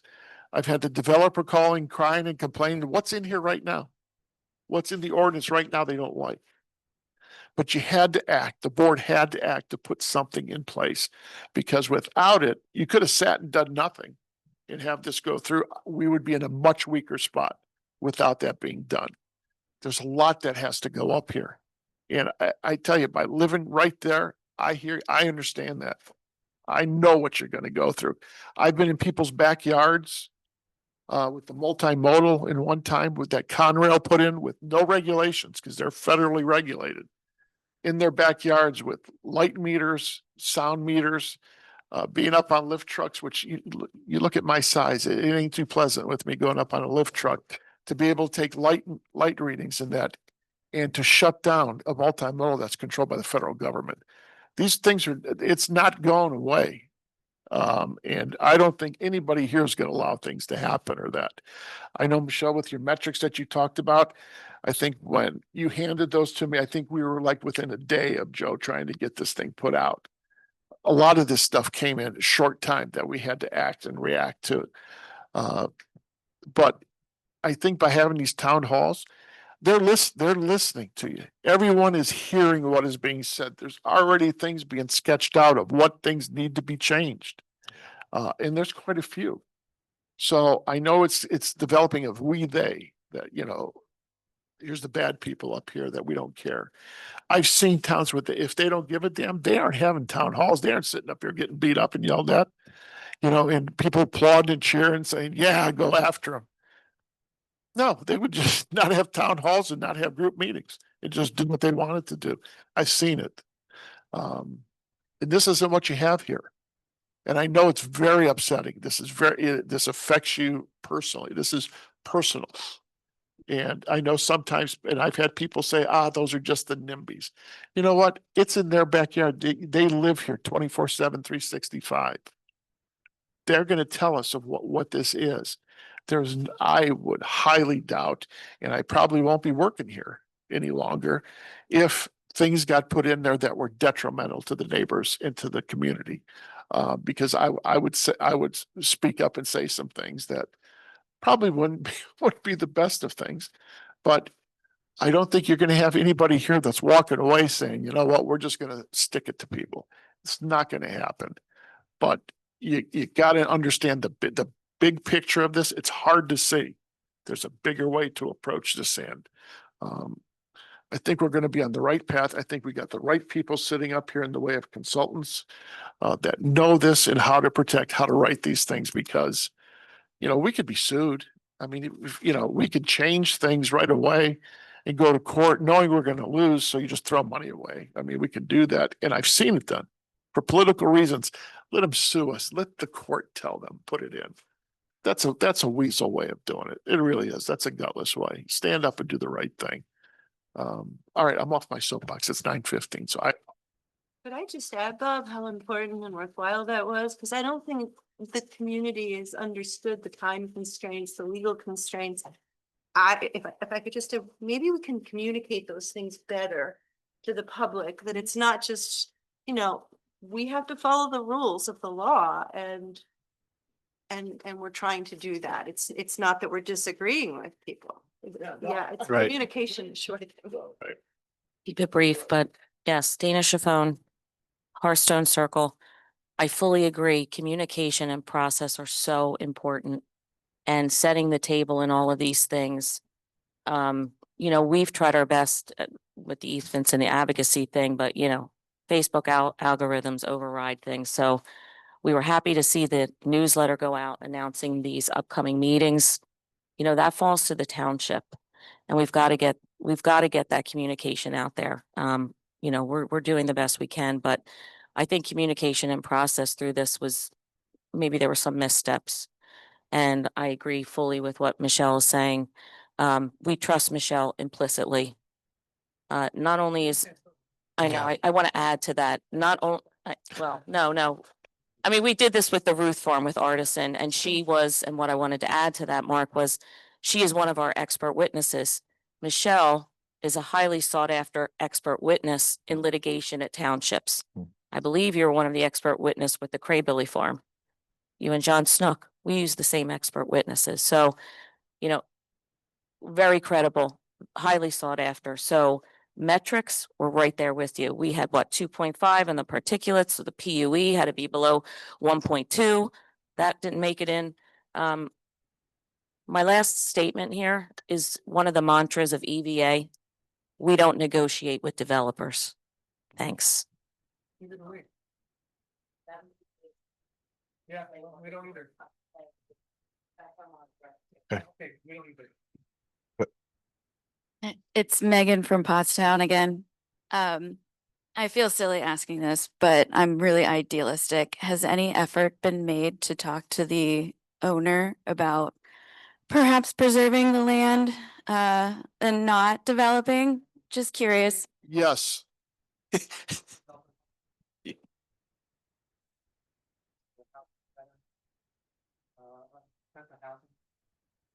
I wish I could recall the exact response. I spoke to Mike Kissinger, who actually, he's like, Mike is not here, he's acting in here for the owner. He's Mike, he's talking to. Used to be. Something Was. getting, something about, some of like the veterans housing, some type of housing, some, maybe, independent living to, criminal care to, something like that. Microphone. Guys, if I understand the guy said, look, I'd love to do it. I can't sell that. There's no interest. He just wants to make money. No, man. He's. No, please, look. I came from the public sector where every contract in the world was a thief. I went into the private sector realizing, you know what? No, they're not. So please, don't do that. That's not fair. Are there a lot of, is there a lot of scum out there? Sure. And I know where to find the biggest one, but I can't say that here to be apolitical. But I'm going to trust the guy enough. I don't know him from Adam, but from meeting him, talking to him, I want to believe that what he was telling me was true. There was no interest. Now, please don't do that. Honest to God, please don't do that. It's insulting. Please. So I tried. I had a discussion with him on Saturday about what his price would be, asking price would be to buy the whole property. $100 million is what the ask was. I also had a real estate broker to take a look at it and see what it's worth. It's between 60 to 80 million. Allegedly. Thank you. So that's No, that's I why. can't. That's business. That's value. There's nothing we can do about that. Value is value.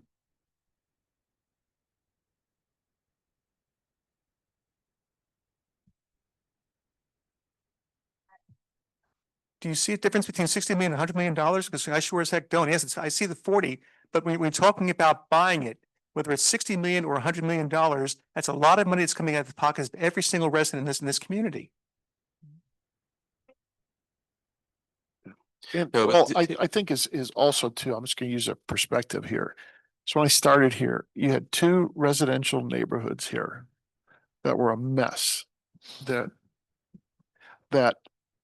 there was no assistance being given from the township. We stepped in, we were looking to resolve issues in two big large developments, Magnolia Reserve and Washington Square.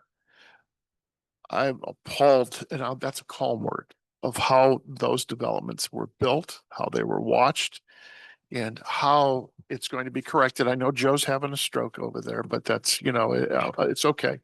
But the reality of it is,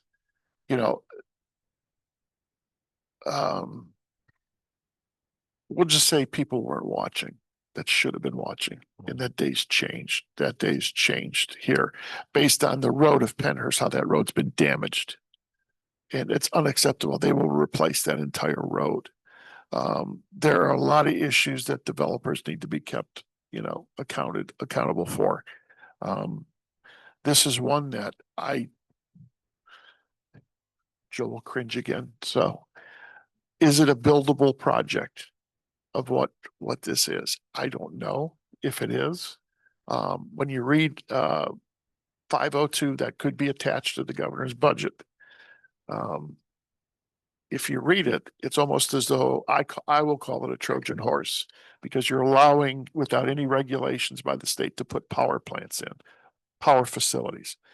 Okay, I'm not sure anybody's going to spend $100 million to build a power plant without no customers.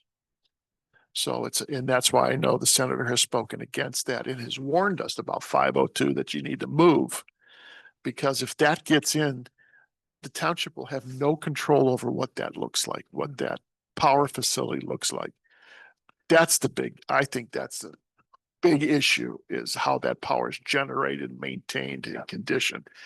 That's where it's it's not data centers, but also too, is we need to watch what else is going on in Harrisburg, because there's a lot of bills that have been introduced that pretty much strip local municipalities of any zoning control or regulations. Trying to move as fast as possible to try to get this. And again, is it perfect? No, absolutely not. Are there things going to be added and changed? Absolutely, there will be. And they have heard it loud and clear over and over again. And I think you got to wait to see what's going to happen, because I think you got a great team of people. You got some great consultants here that are knowledgeable, that I think we're going to get it in the right spot. And the working committee we'll put together will be very beneficial. Look, at the conclusion of the town hall meeting last week, I went to Katie and I said, Katie, when you said we're running out of time, how much time do we have? So you have no time. We went into executive session. I can't go into the details. What I can tell you is what came out of the executive session was an action plan to get this thing moving as quickly as possible. Because the worst thing we could possibly have is being denied the opportunity to put in the guardrails that we need ultimately.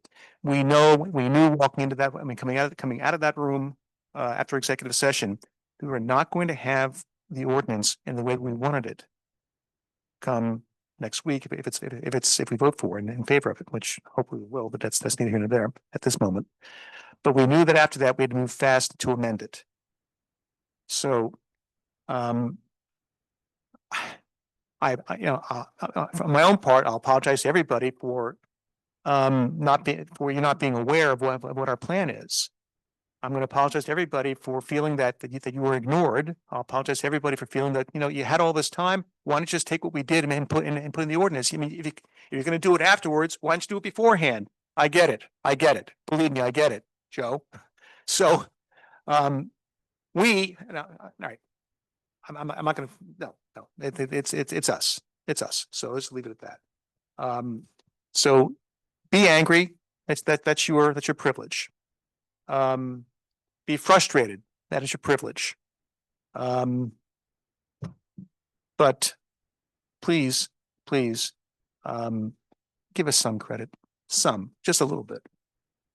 Because we heard a lot. We heard a lot tonight. And one thing that doesn't really sit well, but I'll get over it because I have to, is literally being accused of not caring. And that's just simply not true. And some of the people who said it ought to know better. Go ahead. Sandy Mattingly again, and just one last question, and maybe Joe, you'd be the one to answer this. The hot seat. I guess what I really can't understand. And then getting back to what I said initially, I do get what you guys are trying to do. I do honestly, okay? Because business is business. It's just the way of life. And with with the way the world's changing and the data centers and all this other stuff, yeah, no, I don't want it personally. I don't want it. And I don't think a lot of people do. But that's here nor there. You're right. My question is though, you structured this ordinance, but you're presenting it with the thought of coming in knowing that you want to amend it. My question is, why didn't you make the changes with the amended areas that you wanted to in this proposal? Why can't you just do it?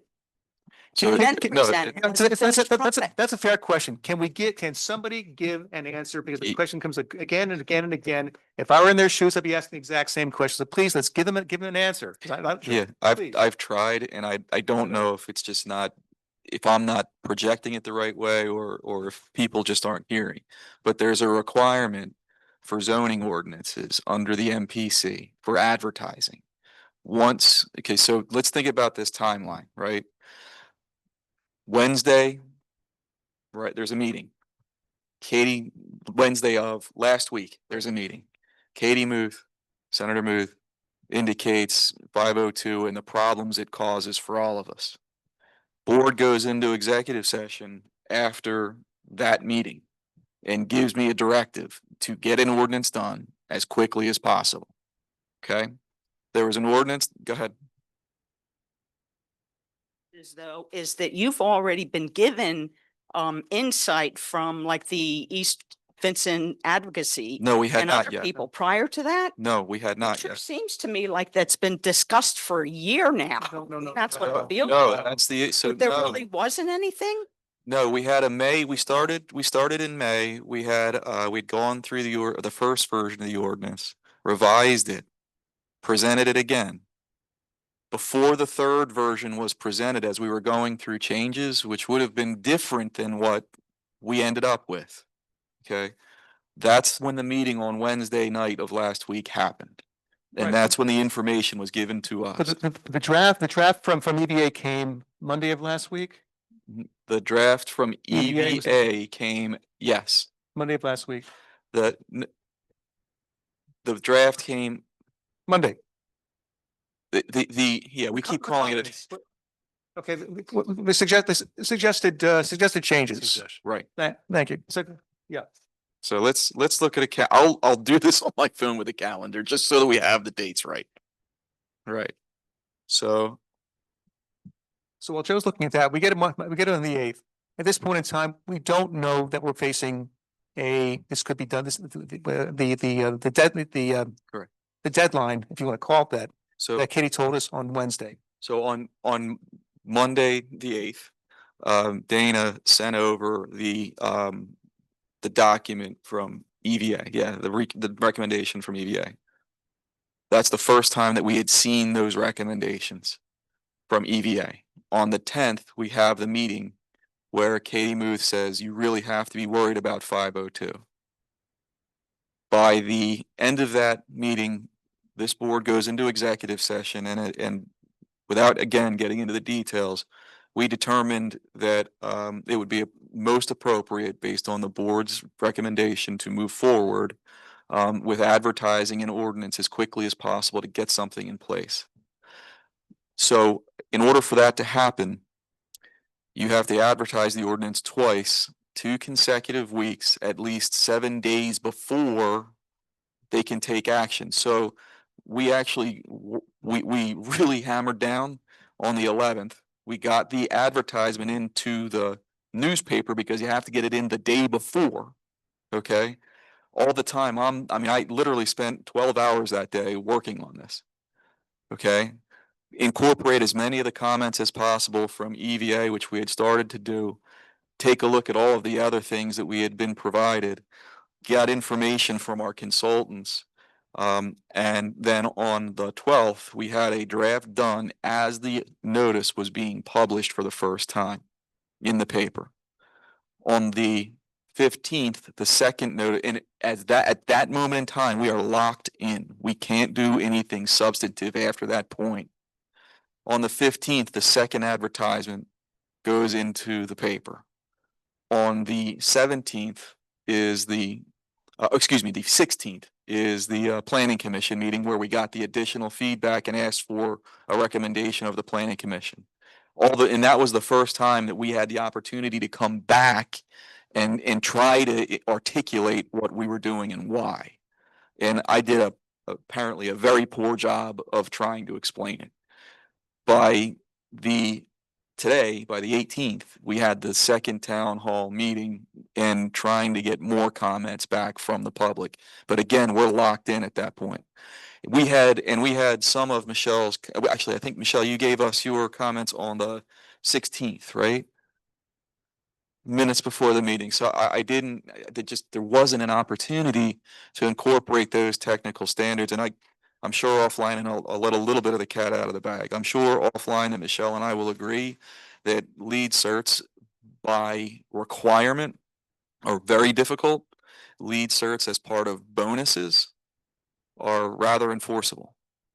So that's where I think we're going to have some more discussions. And to my way of thinking, the reason that I made this a special exception, and again, I'll let a little bit more without getting too far, cat out of the bag, is by special exception, the board becomes a party, and all the things that are, as Michelle puts it with the technical legal term, wishy-washy in the ordinance, are things that I think at the very least, there's a very broad box. And in that box, you can put a lot of the standards.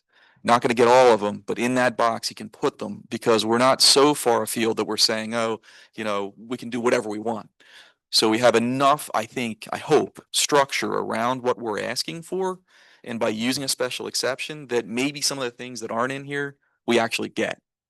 Okay. So that's, and all the while, like right now, I mean, it's really, it's up to this board. And if this board is more comfortable with delaying and having nothing in place and taking the risk of it, what would now be another 3 weeks, then that's where we are. And if that's what the public wants, then I'm sure that can be articulated. But we felt that at the very least, we were put in an impossible position, really, and trying to get at least something that is protectionary, better than what we have, was what I was tasked with. And if anybody is to blame for not having enough of that in there, it's me.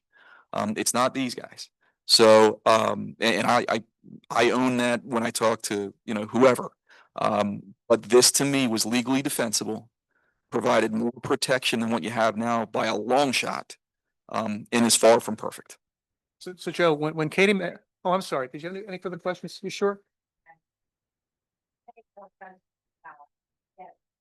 Sorry, I try. Yeah. Sure. Yeah, This is something we should have said at the moment the meeting opened. That's on us. And it just, and well, no, it's on me. It's on me, and I get ahead of myself from the legal perspective sometimes, because I live this every day with different places. Now, Joe, Katie had asked multiple times whether we could make amendments and vote on the ordinance as amended on Monday. Is that possible? The only things that can be amended are Scrivener's errors and grammatical errors, Okay. things of that nature. So no substantive issues. And I think Katie was asking for, and I don't want to speak for her, but I believe she was really asking for a couple of things. One was trying to burden shift to put the burden on the burden proof Right. on the developer, which I believe it is already. It already is. Yeah. And as far as she also indicated about conditional use, but those provisions are already in there. And unfortunately, thankfully they are, because if they were not, trying to put them in after the fact, and again, that's a substantive change. Yeah. It would not have been applicable to the current application if it comes in before those changes are made. Is there anybody here who would like to know more about the difference between proceeding by way of special exception versus conditional use? I'm a lawyer, and I still needed Joe to explain it to me again tonight before coming in. Anybody? I'm sorry. You sure? All right, is there anybody who doesn't? Because we're here as long as it's necessary. You sure? Okay. There's one, yep, there's one hand raised. Did something right. Hi, this is Katie Moose. I'm now at home listening to this meeting because I received text messages from residents listening since I left, stating that I was being blamed for the reason this was being rushed. And I want to correct for the record that this has been worked on since May. There's been plenty of feedback to provide to the Board of Supervisors, all of the things that needed to be in an effective ordinance. And because I brought up the HB 502 rush through, which is not any legislation of mine, but rather of a House member, and a member of the Energy Committee was sitting in your audience tonight, you could have asked him about it. And also, that's the governor's plan, not Katie Moose's plan to pass the bill at fast pace. And for me to be blamed for the quote unquote rushed draft is absolutely untrue, and I'm frankly insulted. So I just wanted to correct the record because I think it's really disrespectful beyond what was already happening tonight. Katie, and this is Joe Clement, or Senator Muth, excuse me. No, we're not saying that at all. What we're actually doing is trying to give you credit for being a watchdog and helping us to move faster. Not that that's your bill or has anything to do with you. In fact, quite the opposite. You were the one who brought it to our attention and made sure that we knew about it so that this board could act as quickly as possible, perhaps in an imperfect way, but still, that's credit to you. That's not blame. I'm just going off of the information that I received from text messages and when I was not listening. So again, the whatever rushed version is being discussed has nothing to do with me. In fact, there was a great version, as mentioned by others in previous comments, that could have been taken into consideration as the final draft. And this is the identical draft to the one that was passed in Limerick Township, cut and paste. So that had nothing to do with the residents of East Vincent's feedback or my feedback. So I just want to say the rush thing, this has been going on since May. So me bringing up the expedited extra, like, hey, this could happen at the state level is really just like an add-on to what was already needed to be done, since this property owner clearly has intentions of developing this new data center and did in 2022. So again, there was plenty of time to put a protective ordinance in place, and what is before the board on Monday night is not. I'm just gonna jump in there, Katie. We were moving this from May because we knew that the developer was looking to come with plans similar to this, that we would jump out ahead of it. When you advised us that, here's what's going on in Harrisburg, and you might want to be aware of this, that you might want to move quickly, because as soon as the budget gets passed, this would probably be an attachment or an amendment to the budget bill, which put us in high speed. And as Joe said, I don't, if anybody took it that way, I'd love to know who texted you with that, because I think we've done nothing but give you the credit for this. So maybe we can have a conversation offline, because that is not what happened here. Yeah. I don't even want any credit, Bob. I don't want any credit to do with what's happening here. I'm just trying to be proactive and give you all the inside scoop of what could happen in Harrisburg. And that was my full intention. And I've been very public about that. So this isn't like some side conversation I had with just our township. I've posted about it far and wide because it impacts every municipality in the state. So I just want to make sure the record's clear that information I provided about things that could be stuck into a budget bill or a code bill is not the reason for the current form of the draft as is now to be voted on. I don't want anything to do with that, because I provided a very, very different set of options, as did others. So I just want to be clear that is whatever blame of what we had to rush to get this done is not because there was a lack of science-based recommendations for this ordinance. Just want to make that clear. Thank you. No, and you should get credit. And actually, I did see a video of you speaking on this in another forum exactly on this. So to me, as you've had the courage enough to speak up and go against a highly elected official in this state, and I commend you for that. And just one more point to make, or clarification. The original first draft of the ordinance that was presented in May was very similar to what Limerick has in its adopted code.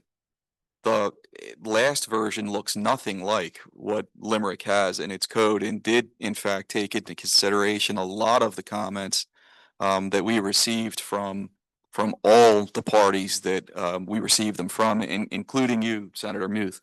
But I don't know if maybe there is an older version. It's kind of difficult on the township's website. There are 3 versions that are listed. The first version is the original version, which very much looks like Limerick's. The second version is the red line of that, and then the third version is a clean, final, I'll call it version, or the third version. And I mean, I think it is very different from what Limerick has.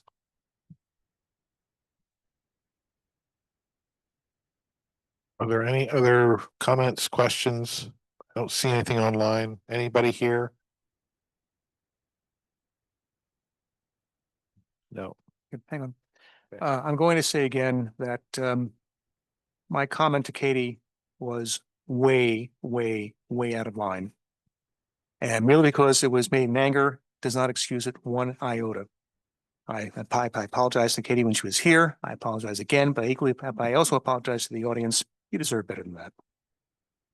I mean, being called an asshole doesn't exactly help, doesn't excuse it, but you know, although sometimes I guess I have to agree, sometimes I am. So I just have to wear it. But that comment was just uncalled for, and it's just not going to happen again. It can't. Just can't. Okay, I want to thank everyone for attending and all the people online, and I know some people have left already. This is conclusion of the meeting. Thank you all. There'll be definitely more time to talk about this as we proceed along with this process. So we will keep everyone informed. Yep. Sure. Thank you all. Thank you. Dana?